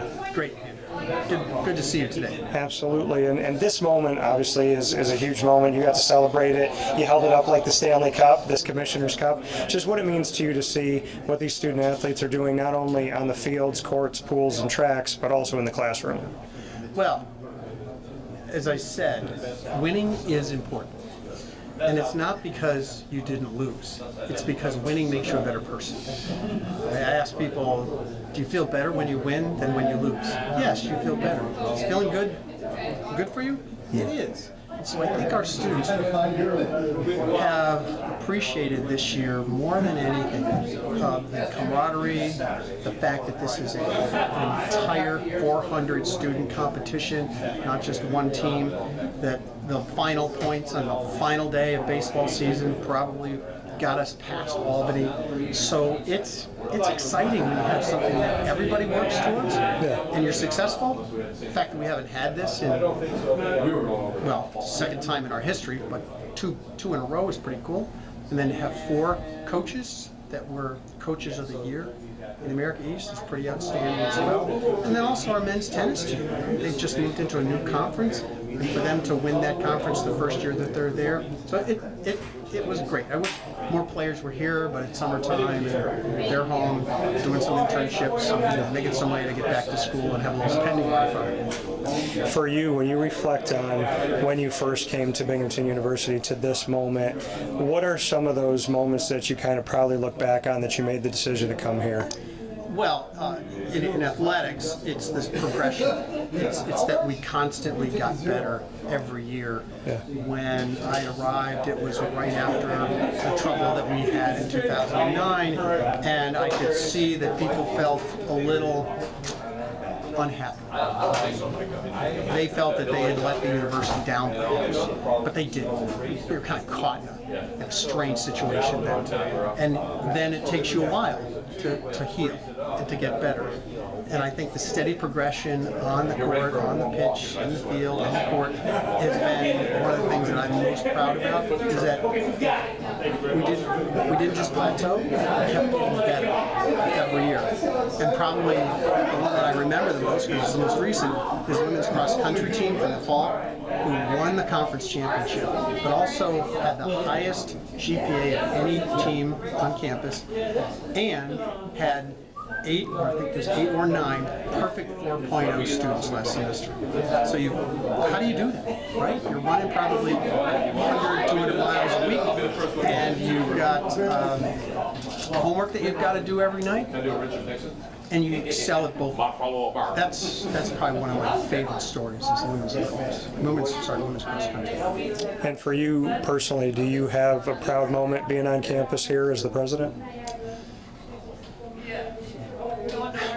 they're all proud moments. It's so impossible to break them down, whether it's that we win a big grant for battery technology, or we win a Nobel Prize, Stan Whittingham and his success stories, winning a championship, helping the community, building new buildings across the whole southern tier, not just in Vestal. I think all those things have been important. Probably the thing that I feel the best about is helping the community feel pride and making sure that they know that we're here to entertain, but also to help them feel proud. Before I let you go and look at the fact that Binghamton University named one of the top 10 public Ivy Leagues, just what that says about the level that you ask of the students here and the student athletes, and just what it means nationally to be regarded as a public Ivy. Yeah, the Forbes article and the table that they put in that article was amazing. I have a copy of it next to my bed at night. I look at it and dream about it. I said to somebody, I want that on my tombstone. But it was incredible because you look at that list: Michigan, Virginia, Georgia Tech, Binghamton on that list, and it was really kind of cool because they had put them in order of alphabetical. So we were the first one on the list too. So it makes you feel that everything that you've been doing, everything we've been doing for the last 12 years has been the right thing. To be recognized at that level, that validates all those tough decisions we had to make, all those late nights we spend trying to develop new programs, and yeah, that's definitely the icing on the cake. That's exciting. And leadership is a lot of different things to different people, how they define it. For you as the president and the leader of this university, how would you define the leadership as far as from your seat, what you've learned about yourself and being a leader? Well, I like to make sure that people have a lot of freedom, a lot of independence. I trust them. I want them to trust me. And if they have the abilities to make change, I let them make change. Hardly ever tell them not to make a change, even if it might be a long change, because they'll learn. And so what we've done in the last 12 years is empower our vice presidents and our directors to make decisions on their own, to manage their finances, to manage their expectations, to build new programs, and to have fun. Laugh a little bit. Make sure that we're all good friends when we meet. There's some little bit of internal competition, but not much. I see a lot of people working together to get things done here, and I don't know if that's my style, but I do like to have fun. President Stenger here at Binghamton University. Congratulations on the Commissioner Cup back-to-back, as well as the public Ivy being in the top 10, and for everything you're doing here in the Southern Tier. Thank you. Thank you.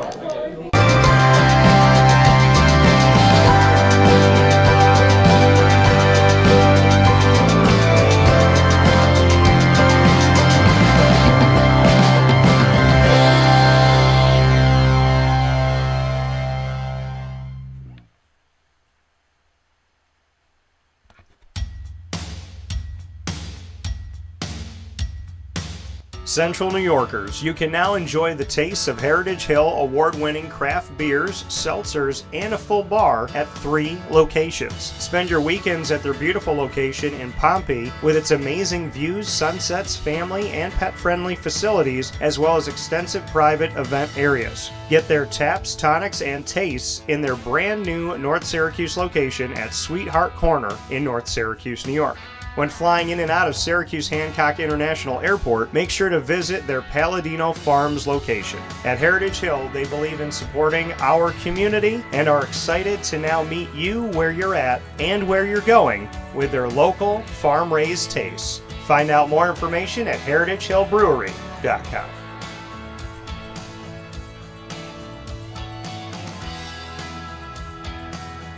Carvel DeWitt, it's what happy tastes like. Do you know why? Because we make ice cream. Creamy, rich, flavorful ice cream. Not yogurt or iced milk like some of our competitors. Ice cream.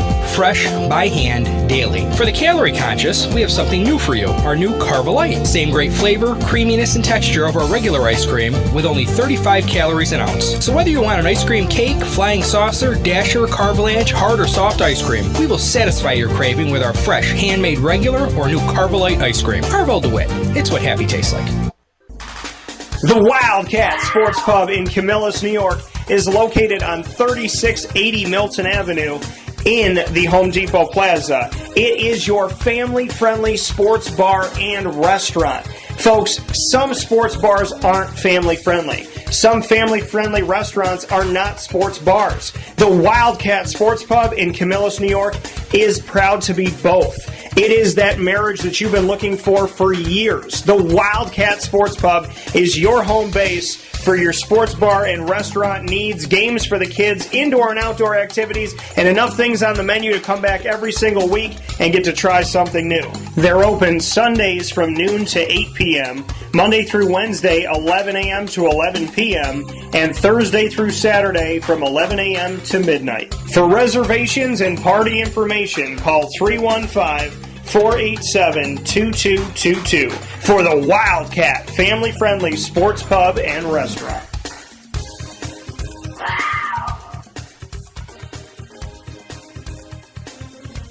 GG Cards and Breaks. Like, comment, subscribe. GG Cards and Breaks, coming to you on 639 Delmar Place in Syracuse, New York, is my sports card and hobby card shop of choice, trading card shop of choice, whether it's hockey, basketball, baseball, football, soccer, all sport, AEW, UFC, Disney Lorcana, as well as Pokemon and more. The place that I go to is GG Cards and Breaks, and I love going in there every single week. Love seeing the guys. The thing is, the passion that they have, which starts with Josh and Anthony, trickles throughout the staff and is shown throughout their work on site, on location at GG Cards and Breaks, and wherever they go in the community. When it comes to caring, when it comes to what matters to you, what's meaningful, what's important, I see that. I see it in the fabric of GG Cards and Breaks. It's not just a sports card shop. It's people who love what they're doing. They love sharing in the hobby itself. They love collecting, and they get to know you and what you like to collect. Your favorite team, your favorite character, your favorite player.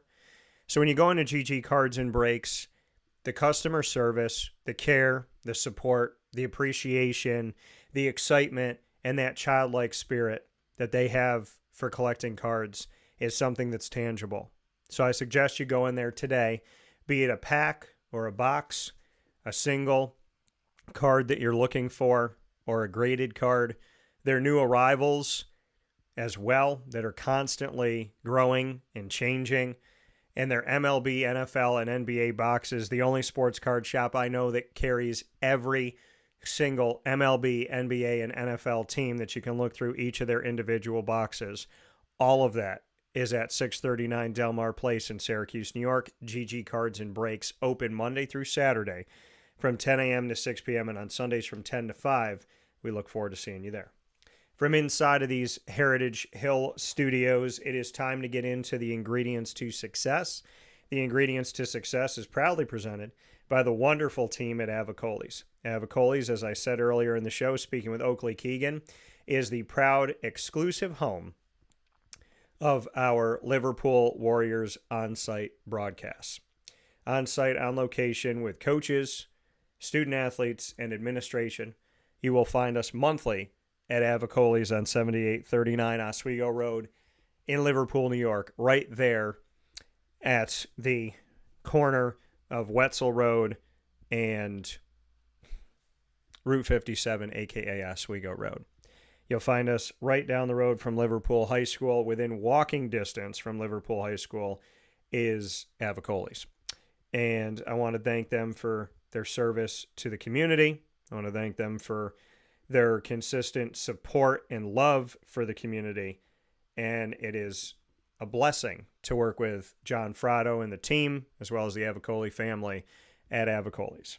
With that being said, the ingredients to success for today is going to focus on the topic of sacrifice. Now, sacrifice, it's a big word, right? Sacrificing yourself for the team.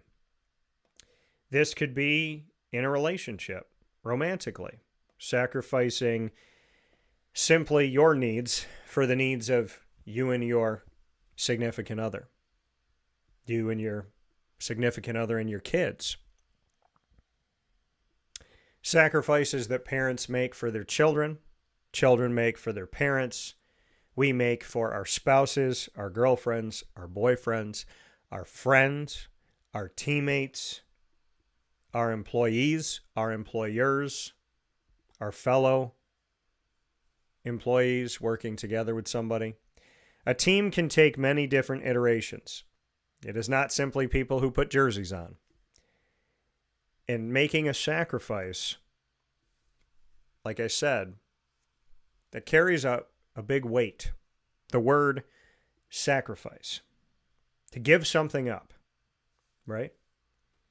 To sacrifice something, some people run from that word because it sounds like a very big ask. The definition of sacrifice is to suffer loss of, give up, renounce, injure, or destroy, especially for an ideal belief or end. To give up something that is valuable to you in order to help another person is another definition. Now, when we make sacrifices, I don't think it necessarily means that we have to give something up. But it does mean that you look to the collective when it comes to a relationship, that we're looking to the collective and not simply to ourselves. Making a sacrifice is no small task. So what are the ingredients to sacrificing yourself for the greater good of the team? Well, you have to have humility.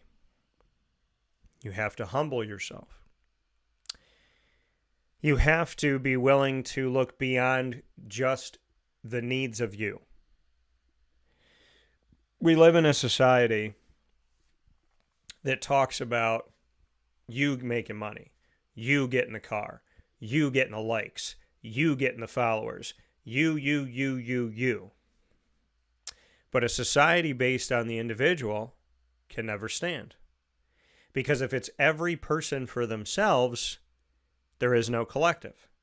And if there is no collective, there is no group working toward a common goal. And if there is no community of people working toward a common goal, that goal will take a very long time to be accomplished. But together, you could do a lot more. Human beings were never meant to be individualistic. We were never meant to only serve ourselves, each of us as a singularity. Human beings were meant to interact, meant to connect, meant to work together. We pair off, right? Many of us, if not all of us, whether we admit it or not, most of us want to find someone to spend the rest of our lives with. Find someone to kiss and to hug, to talk about our day to sleep next to laugh with, to share memories with, to go on trips with, to go through the tough times, and to go through the good times. Most of us want a partner. There's a lot of us that also want a family, the opportunity to raise children, the opportunity to have a say in the future of this world in a positive way. A lot of us play sports. At some time in our lives, we've tried soccer, basketball, lacrosse, baseball, swimming, volleyball, so on and so forth. So we know what it's like to be on a team in that respect. We've all had a friend, have friends, right? I think it's a rarity for someone to go through life with no friends. So you've had a friend. You've had somebody around that you rely on, that relies on you. So you have witnessed what it's like to make sacrifices, right? When we're trying to figure out what to do together, it involves compromise, working together. Where do we go for dinner? Where do we go for lunch? Where do we go on vacation? What color should our jerseys be? What should they look like? What should be the company logo? How many people do I need for this project? What do I need these people to do together? There's so many things that go into decision making that involves a collective, a group of people working together. So when you sacrifice self for team, this could mean with a husband or a wife, this could mean with you and your kids, this could mean with you and your parents, your grandparents, your friends. This could mean something in business, and this could mean a literal team.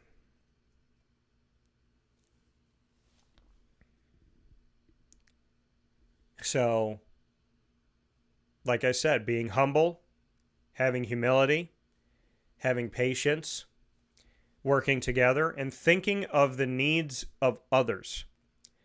Anticipating the needs of others. Listening to what people have to say and working together for a common goal. You know your needs. If you're honest with yourself, you know what you want, you know what you like, you know what's important to you. But do you take the time to listen to the needs of your significant other? Do you take the time to listen to the needs of your parents, of your grandparents, of your kids, of your friends, of your employees, of your employer, of your teammates? Do you take the time to hear what other people have to say? Because some people just focus on their recruiting, them getting the ball, them having the last shot, them getting the touchdown.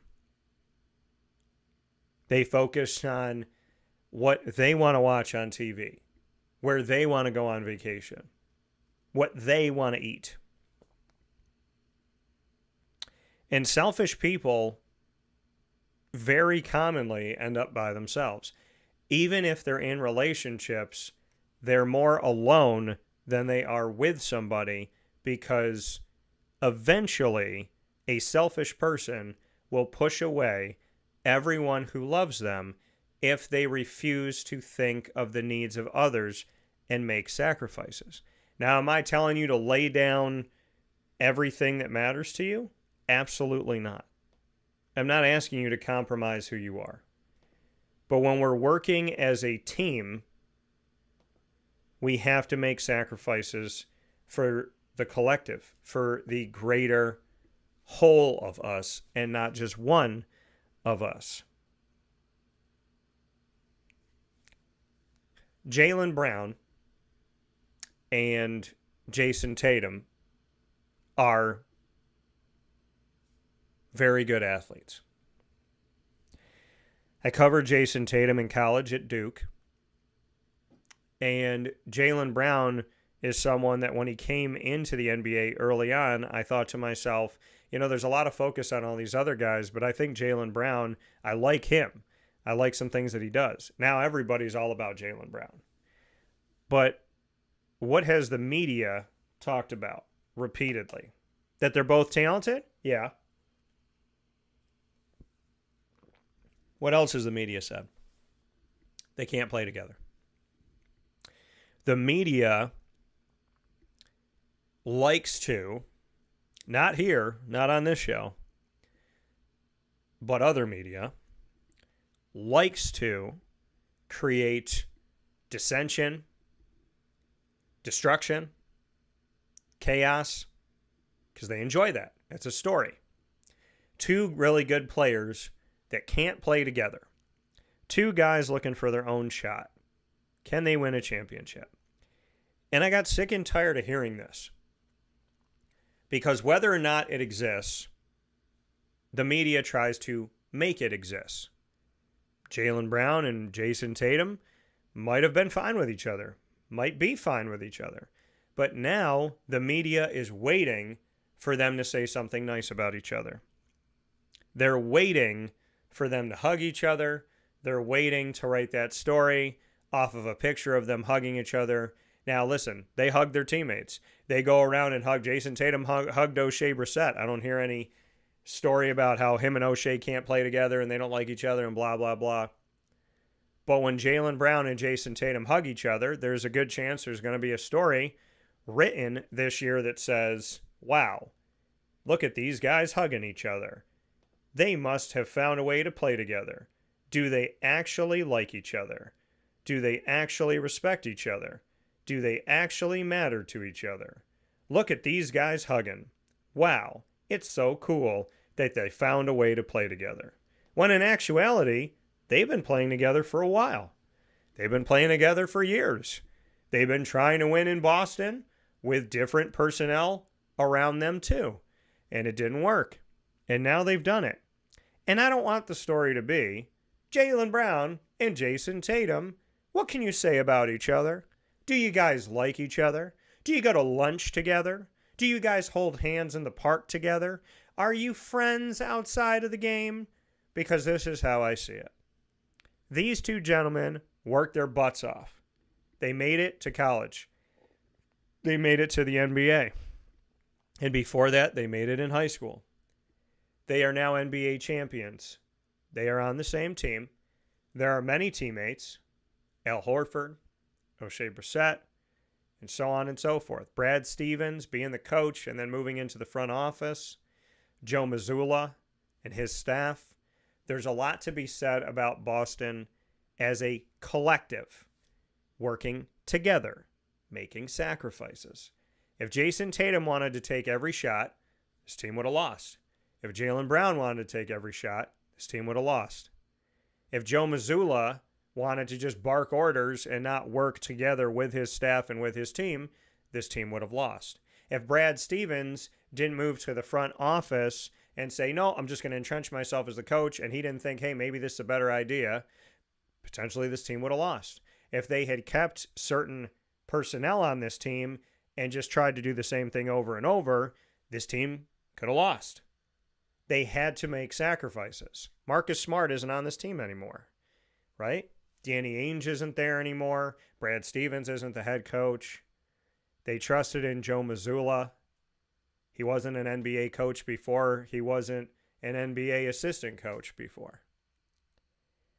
And he did work with the Maine Red Claws in connection to the NBA, but I'm saying not an official NBA head coach or assistant coach. So there has to be a group of people working together.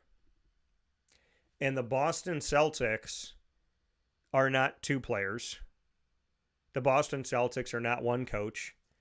The Boston Celtics are not one groundskeeper. The Boston Celtics are not one person in the front office. The Boston Celtics aren't one bench player. The Boston Celtics aren't one starter. The Boston Celtics work together to win a championship. They had what they needed, and rarely do we see the top team in the regular season be the NBA champion or be a champion of anything. Rarely do we see that, right? We saw it with UConn this year in the men's basketball tournament, and we saw it with the Boston Celtics in the NBA championship, but there's some people that thought that Iowa and Caitlin Clark were the best team. They didn't win the championship, right? There are some people that looked at the Philadelphia Eagles in the regular season at a certain point in the season and thought that's the best team, but they weren't. There's people that thought, hey, the New York Yankees on paper look really good, but they didn't win. There were people that thought the Philadelphia Phillies were going to win, but the Diamondbacks stopped them en route to the World Series. And people thought the Dodgers and the Diamondbacks stopped them en route to the World Series. And people thought the Baltimore Orioles, and they didn't make it. The Rangers did. So, and people thought the Houston Astros, and they didn't make it. The Rangers did. There's people that look at Florida and Edmonton and thought, these aren't the two teams I would have put there. But those are the teams that are in the Stanley Cup Finals. So, when you look at teamwork, when you look at whatever's on paper. You have to work together. You are not going to have a happy home when the husband always gets what he wants or the wife always gets what she wants. You're not going to have a happy home if you have multiple children and you cater to one and not the other. You are not going to have a strong team when one guy gets away with everything or one girl gets away with everything and everybody else has to pay the price. If Joe Mazzulla said, hey, none of you staying out after midnight, we got to stay focused. Please don't be out after midnight. Let's have a team curfew. No clubs, no getting drunk. Let's make sure we're in bed at midnight. I know you're adults, but let's make sure we're in bed at midnight. We're trying to win a championship. If they got a guy out at 12:01, 12:30, 1:45, guy gets a DUI, guy does this, guy, that's not teamwork. That's not making sacrifices. So if you got a bunch of workers and you say, okay, everybody, every Thursday at 9 a.m. we have a team meeting, and every week 6 or 7 people don't show up to the team meeting, that team's not going to be as strong as it can be. And if those 6 or 7 people don't show up this Thursday, next Thursday, and the Thursday after that, guess what? Now another person stops showing up, and another person, because they don't see that person getting in trouble, those people getting in trouble. So now, instead of 6 or 7 people not showing up to the Thursday meeting, now 12 people aren't showing up to the Thursday meeting, and before you know it, there's 2 people at the Thursday meeting. If you want to be successful as a team, you have to make sacrifice. You have to make sacrifices. You have to be willing to look outside yourself, and you have to be willing to see what other people need. You have to look at their strengths and their weaknesses. You have to look at your strengths and your weaknesses. See, people think we can just go willy-nilly. We can just go and do whatever we want. We don't have to show up on time. We don't have to look at our strengths and weaknesses. We don't have to check ourselves. We don't have to review ourselves. We don't have to listen to constructive criticism. We don't have to abide by anything. Those teams are bound to fail. Whether it's a husband and wife, whether it's friends, whether it's business, you are bound to fail astronomically if you do not work together. You know, they say a house divided against itself cannot stand. But how many houses do you know that are divided? How many friends do you know are not necessarily in a great relationship? Somebody always gets what they want and somebody doesn't. Are you in friendships where you go where they want to go? That they wouldn't hang out with you if you didn't see their movie. They wouldn't hang out with you if you didn't go to their restaurant. They wouldn't hang out with you if you didn't work on their schedule. My dad gave me some advice a long time ago. He said, I want you to take a step back from one of your friends. The person that you think is your best friend, I want you to not call him and see what happens. Because my dad already knew. He goes, how about you don't call him? And I didn't call that friend, and weeks went by. And I was 14. And I thought this person was my best friend of 14 years. My dad looked at me. He said, you were always a better friend to him than he ever was to you. And now you know. Because when you weren't making the plans and you weren't working on his schedule and you weren't catering to him and you weren't begging him to hang out, you didn't get any phone calls, you didn't get any text messages, you didn't get anything. And the funny thing is, you fast forward all these years,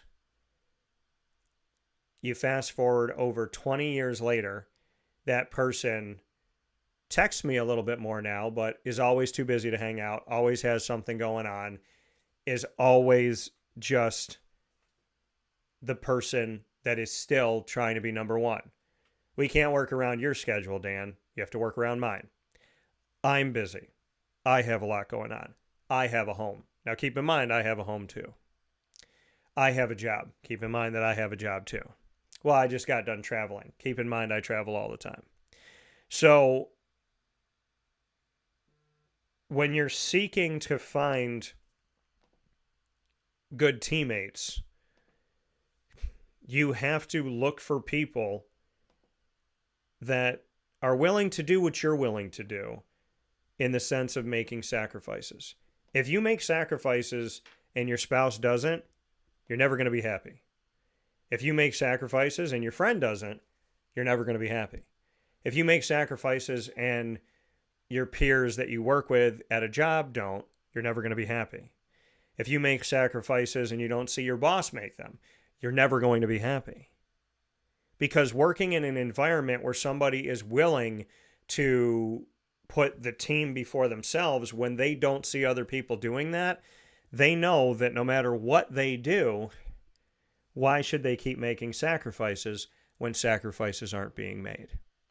You know, there's this harsh truth that is very simply put, people do what they want to do. People do what they want to do, and people say what they want to do. Or people say what they want to say. They do what they want to do, and they say what they want to say. Now, why is that important? What does that mean? People doing what they want to do and saying what they want to say. Well, because, and I've been in this situation, when you don't hear from someone, you sit and you think to yourself, I wonder if they care. Now, there are emergency situations. There are crises that happen. God willing, never. And there are times where people say, hey, I couldn't. But here's the thing. If someone is overseas, there is access to making phone calls. My buddy who's overseas, I'm very confident that he has talked to his wife and his kids at some point. Through a phone call, through some type of video, that he sent some message over to them and them to him. Because the technology is there to do so. So even in the military, right, there's time to have a conversation. People will go to extreme lengths when they want to reach out to someone, when they want to connect with someone. People will go to no lengths when they don't want to. You could live next door to someone, and if that person does not want to be around you, you won't see them, even though they live next door. They don't have to live 1,000 miles away. They don't have to live around the country, or on the other side of the country, or around the world. They could be literally next door. People do what they want to do, and they say what they want to say. Now, they might bite their tongue, or they might say what they want to say about you behind your back and not to you. But people do and say what they want. And it is a harsh reality. It is a harsh truth. I've had to learn this, and it's a very tough thing to stomach, knowing that people do exactly what they want to do, and they say what they want to say. And as much as it's a harsh reality, silence is an answer. Not hanging out is an answer. Now, I'm not saying everybody, right? I got a friend and we're friends and we barely see each other. I got a friend that I could talk to once a year and we pick up right where we left off. But there are other instances with other people where silence is the answer.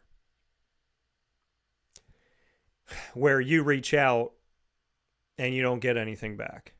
When you try to make plans and no plans are made. And as much as it's a harsh reality, the faster you can understand that people do what they want to do, they say what they want to say. If they want to talk to you, they would make an effort. Nobody's too busy. I got one friend who has a job and a wife and the same amount of kids as another friend who has a job and a wife. The first friend, let's call this person A and person B. So person A, kids, wife, job, never hear from them. Person B, kids, wife, job, hear from them every single day. Now, person A will tell you, man, I got so much going on. I got these kids. I got this job. I don't have time to talk to you even for 5 minutes. Person B, hey, Dan, was thinking of you. Hey, Dan, How are things? Hey, Dan, happy Father's Day. Hey, Dan, hope you're having a great day. Hey, Dan, happy birthday to your mom. Other person, nothing. Now, I don't think either one of them is a bad person.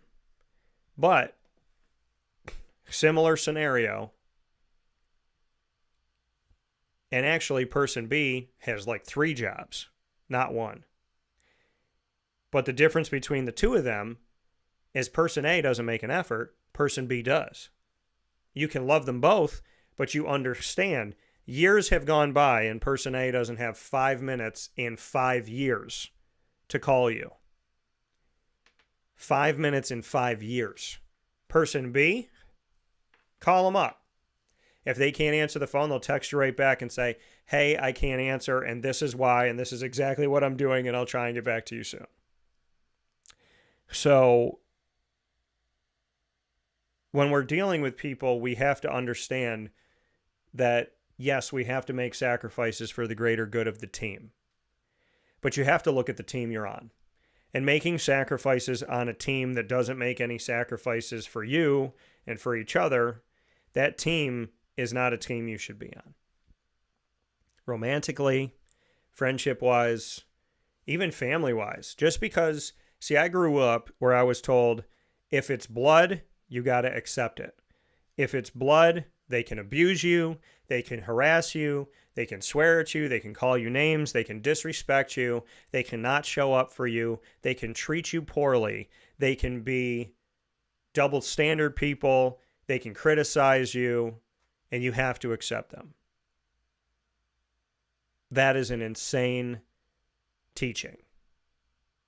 Anyone who disrespects you and destructively criticizes you, not constructively, who yells at you, who swears at you, who ignores you, who is more important than you in their mind, who won't say hi to you unless you say hi to them, who won't talk to you unless you talk to them, who won't reach out to you unless you reach out to them, who holds grudges, who is constantly waiting for you to fail, hoping that you fail so they can have something to complain about, to talk behind your back. Those people are not your family. Those people are not your friends. Those people are not your spouse. Those people are not valuable in your life. It doesn't mean they're not valuable to God, and it doesn't mean that I don't pray for those people. It means those people hold no value in your life. They are learning lessons, and you should learn from them, but it is a very hard, difficult truth that when your blood is not thicker than water, your blood is not thicker than anything. Sometimes people in your family have absolutely no respect for you, and you have to let them go. So when it comes to family and it comes to friends and it comes to significant others and it comes to teams and it comes to jobs, you really have to look at who is on your team, what they say and what they do. Do those things link up? Because a person who says one thing and does another, that person is never going to be trustworthy, and you have to pay attention. Because consistency is key. Somebody could be great for 3 years, and then they say and do something that makes you think, hey, I'm more important than you. They say to you, hey, you know what? Just so you know, I'm more important than you. You're below me. Or I'm talking to somebody right now that is way above your level, and I'll get to you when I get to you because this person takes precedence because they're way more important than you are. I have no time for someone who says to me, oh, I'm hanging out with the upper echelon. I'll get to you when I'm not busy. You should just be happy I talk to you. You should just feel good that I even speak to you because look at how great I am. A person who says that once will show that again. Unless they apologize and they were just having a bad day, you watch a pattern. People make mistakes. But when days go by and they don't apologize, they meant what they said. And if they didn't mean what they said, they don't apologize. So you have to think about that too. Some people say things they don't mean.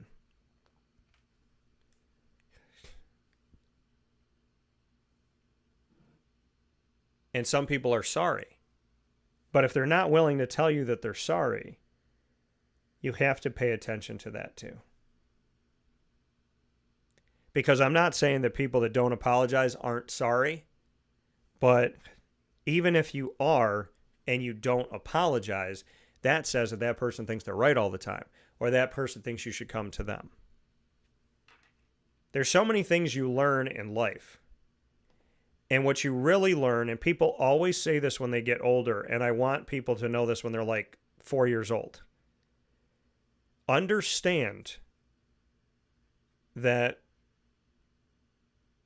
you're not going to change somebody that doesn't want to change. And the faster you realize who values you and who doesn't, you'll stop wasting your time, and you're going to stop having headaches. Because it takes a lot out of a human being to sit and wait for somebody to start to care. So I ask you this question. That girl that never called you back, that guy that never called you back, that friend that doesn't call you back, do you keep calling them? Do you keep texting them? Do you keep trying to be positive and pretending to be positive just so they can talk to you? Or do you eventually come to a place where you say, if this person wanted to talk to me, they would have reached out. If this person wanted to hang out with me, they would have reached out. It is one of the scariest things to do in life to take a step back and see if somebody cares. Because we don't want to see that somebody doesn't. We don't want to see that if we don't call and we don't make the plans and we don't text and we don't set everything up, that if we rely on that person to call us instead of us calling them, and we don't get a phone call and we don't hang out and we don't get a text message, we don't want to feel that pain. But would you rather feel that pain or stay in a one-sided relationship? Some people would rather stay in the one-sided relationship. I'll do whatever it takes to keep this person in my life. Eventually that person will leave. They'll let you down. Because a person that is only in your life because you desperately are begging them to be, they don't really want to be. And you have to let them go. It doesn't matter how cool they are to you, how awesome it is, how great their house is, how attractive they are, how many people they know, how much money they have. It doesn't matter. Because your team should be filled with people that if you didn't call them, they would be wondering, how are you doing? And they wouldn't just wonder, they would call. They would check on you. One-sided relationships will always fail because those people, and I had a conversation with somebody recently about this. I said, you got this, and this going on. And I understand that those are big things. Some of them are very big things.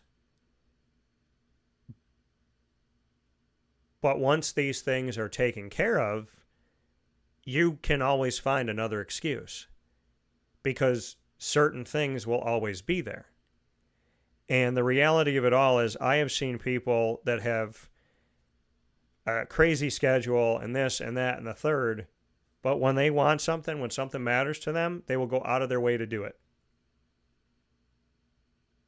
And you learn over time that all of the things that don't matter to them, you go back and you look at it and go, did they come through for me 10 years ago? No. Did they come through for me 7 years ago? No.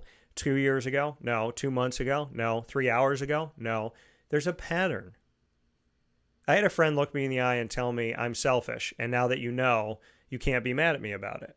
I'm telling you I'm a selfish person, and I don't treat you the way you treat me because I'm selfish. So if we continue to be friends, you need to accept that.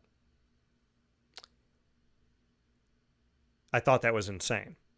I appreciated the honesty, but it was like, hey, I'm not a good person to other people. I'm only a good person to not even a good person, but it's like, hey, I'm always going to put myself above everybody else. I'm always going to take care of myself. I'm not going to make sacrifices. I'm not going to be there for you. I'm never going to be what you need me to be because I am just too self-indulged. So if you're going to be in my life, you have to accept the fact that whether you like it or not, whether it's moral or not, whether it's kind or not, this is who I am.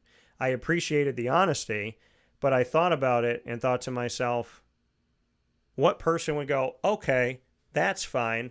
I want you in my life so desperately that I will continue to go through the constant bruises of this relationship just to have you around. And no matter how much you try to be there for that person is not going to be there for you. They might be there sometimes, but ultimately, they're not going to be there. And no matter how hard you try, you can't change those things. And I know that I've been talking about this here on the show for a while this morning and got going on it, but the reality of it all to me is I'm saying something I really need to hear, and I know somebody out there, by the grace of God, needs to hear this too. It is okay to walk away from a bad team.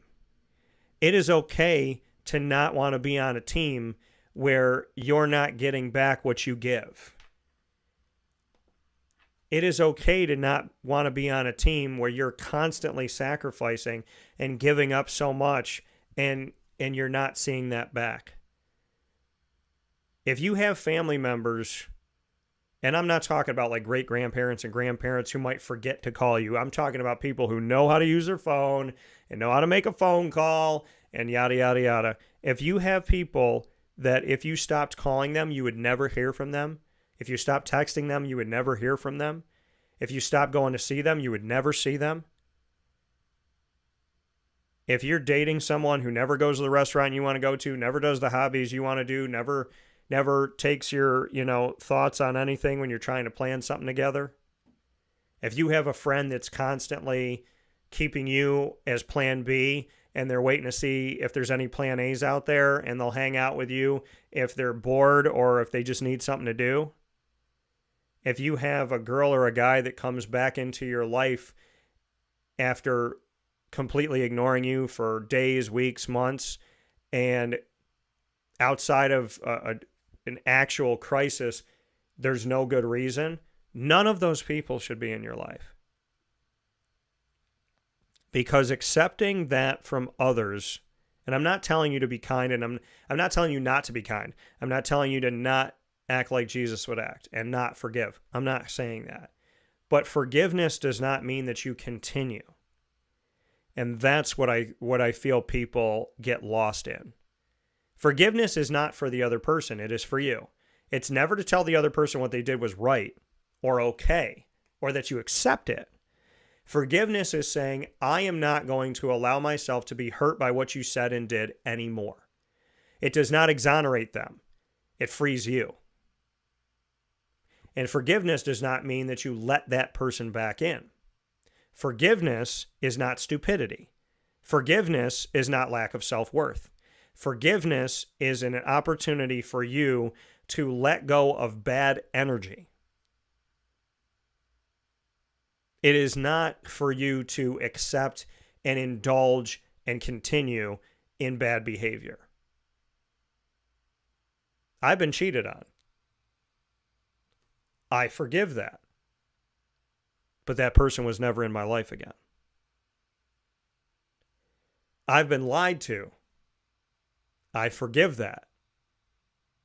But I don't accept that behavior continuously. And I have a rule in my life.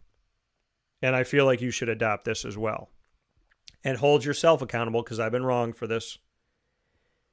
If you have people that hang up on you, don't call them back. Don't. I don't care if it's your mom, your dad, your brother, your sister, your girlfriend, your boyfriend, your husband, your wife, your kids, your parents, if you have your boss, if you have somebody in your life that hangs up on you, bang. I'm going to say everything I want to say, slam. Don't want to hear what you have to say. If you have someone that goes, your opinions, your thoughts do not matter, I'm hanging up on you. I am not allowing you to have anything to do with it. I'm going to cut you off and tell you that you don't matter. If they do that, do not pick up that phone. Let them call you back. And if they never do, good riddance. Good riddance. I don't wish bad on those people. Good riddance meaning let them go. We accept so much abuse in our lives to the point where we don't even realize it sometimes. You ever have a friend sit down and talk with you and you thought like your life was bad in this certain area or your life was tough in this certain area?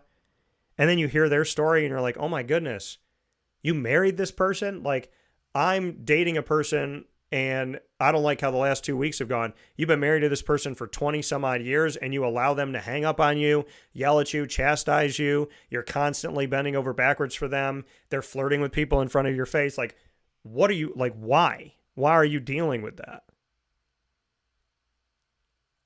No one's life is perfect and people will make mistakes. But when you do something a first time, it can be a coincidence. When you do it a second time, it's a habit. When you do it a third time, it's a lifestyle. If you have somebody that has shown you over and over and over again who they are, believe them. It's one of the biggest mistakes I have ever made in my life. When someone shows you who they are, believe them. I've had people tell me exactly who they are, and I was like, no, don't be mean to yourself. Come on now. When somebody tells you who they are, believe them. And when somebody does the things that they told you they might do, don't be surprised. Because if you want to succeed on a team, you have to make sacrifices. And if you are on a team where you are sacrificing and others are not, you will end up upset, you will end up hurt, and your team will eventually fail. Because a house divided against itself cannot, will not stand. And I don't want you to stand for things that you would not give to somebody else. Nor do I want you to be abused mentally, emotionally, spiritually, sexually, philosophically, economically. We make excuses for people all the time. And imagine if we, instead of making excuses for people, gave ourselves approval to move on. Because if someone wanted to be there, wanted to sacrifice, wanted to talk to you, outside of someone being in a shipwreck, outside of someone being abducted by aliens, if someone wants to talk to you and they are alive and have the cognitive ability to have thoughts and make decisions, anyone on this planet that wants to do something, that has the capability of doing something, they would if they wanted to. It sucks to hear, but it's true. So if that relative isn't calling you, if that friend isn't calling you, if that person that you were dating and everything was going well, if they're not calling you, if that person you're supposed to work with on a project isn't calling you, if that person that promised to come to fix your roof isn't calling you, trust due. Yes, emergencies come up. But at some point, in most cases, outside of fighting a wildfire, getting attacked by a bear, and some of these other hopeful rarities in life, someone has a second to say, hey, I'm sorry I didn't get back to you, but I will. And if you are not seeing a sacrifice in your team, it might be time to make some trades, to cut some players, and to put together a better team. Not to be mean, not to be negative, not to be hateful. But when a team isn't working toward a greater good, there is nothing that says that you have to keep that team. Don't be mean. Don't be hateful. No eye for an eye. Just know, if they wanted to, they would. And if they're not, they don't want to. I would have cried less, yelled less, and had better days if I realized that people don't do things they don't want to do. Don't say things they don't want to say. don't mean things they don't want to mean. And eventually everybody shows you their true colors. And when they do, you have to believe them. Outside of an abduction, anyone, anywhere, at any time has 2 seconds to text you. Even if it's to say, I'm way too busy to talk to you, I'm dealing with a crisis, I will get back to you. But most people on the planet are not fighting an alien invasion.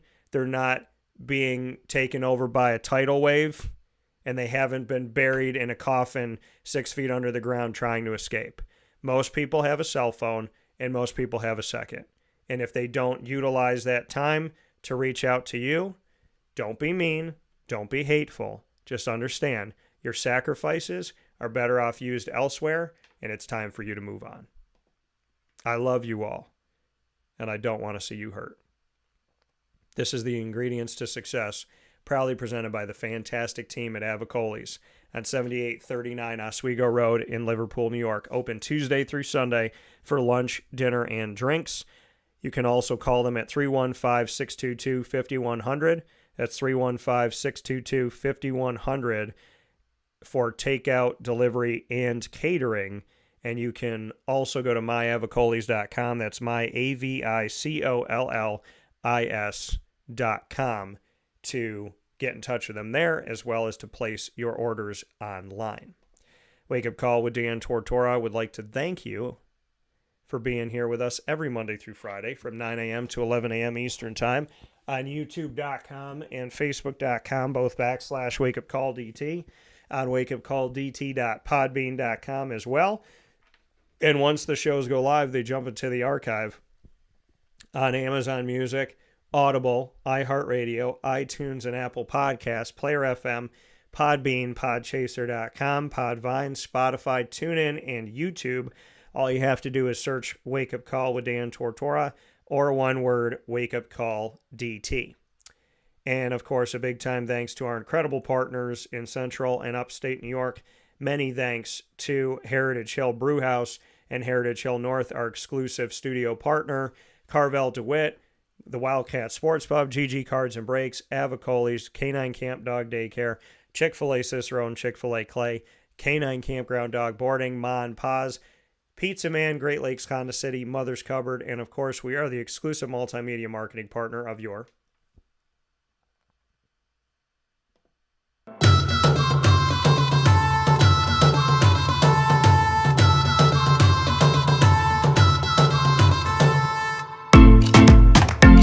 Bryan and Stratton College Bobcats of Syracuse. That's right, the Bobcats are with you every single month here on Wake Up Call with Dan Tortora, where sports truly meets that thing called life. You could find your Bobcats by going to youtube.com/wakeupcalldt. Click subscribe, hit the notification bell, and find the BSC Syracuse playlist.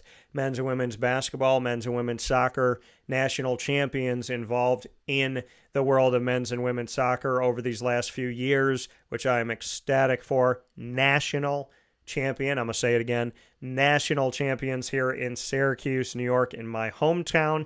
Of course, baseball, esports, all of this in the Bobcat Buzz, and you will find the Bobcats also on wakeupcalldt.com on the homepage and underneath the exclusive partners tab. For more information, go to syracuse.bscbobcats.com and go Bobcats.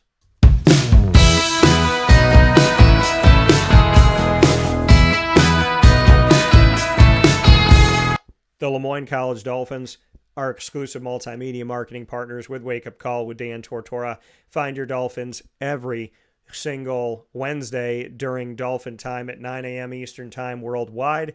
AD&DT and the Dolphin Dive, diving into stories of student athletes, coaches, administration, future Dolphins, and alumni. All of our content is on youtube.com/wakeupcalldt. Click subscribe, hit the notification bell, and find the Lemoyne playlist. You can also find your Dolphins on wakeupcalldt.com's homepage and underneath the exclusive partners tab. For more information, go to LeMoyneDolphins.com.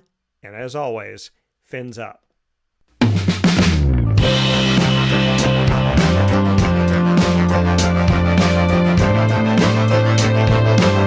The Binghamton University Bearcats are exclusive multimedia marketing partners with Wake Up Call with Dan Tortora.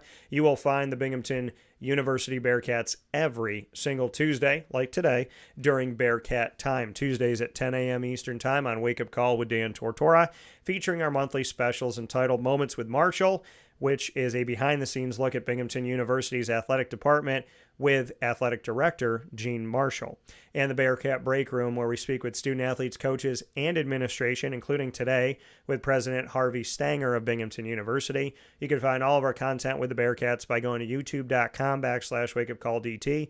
Click subscribe, hit the notification bell, and find the Binghamton playlist. You'll also find the Bearcats on wakeupcalldt.com's homepage and underneath the exclusive partners tab. For more information, go to bubearcats.com and go Bearcats. With that being said, here on Wake Up Call with Dan Tortora, an awesome show here with you today, jam-packed inside of Ma and Pa's What's Poppin'. Oakley Keegan joining me from Liverpool High School on the Warriors football team, the 6'7" wide receiver / tight end, whose first offer came from hometown Syracuse University for their football program, and also having a double dose of Bearcat time with Moments with Marshall featuring Gene Marshall, as well as our Bearcat Breakroom featuring Harvey Stenger, the president of Binghamton University, for the first time on the show, with Harvey Stenger and Gene Marshall both speaking on the successes of Binghamton University in the classroom and on the fields, courts, tracks, and pools of life. And a many thanks, as always, to Avicolli's for the ingredients to success. Keep your head held high, stay positive, and know, just because someone didn't choose you doesn't mean you're not worthy. Facebook at Wake Up Call DT, X at Call DT, Instagram at Wake Up Call _DT. God bless, no stress. Do your best.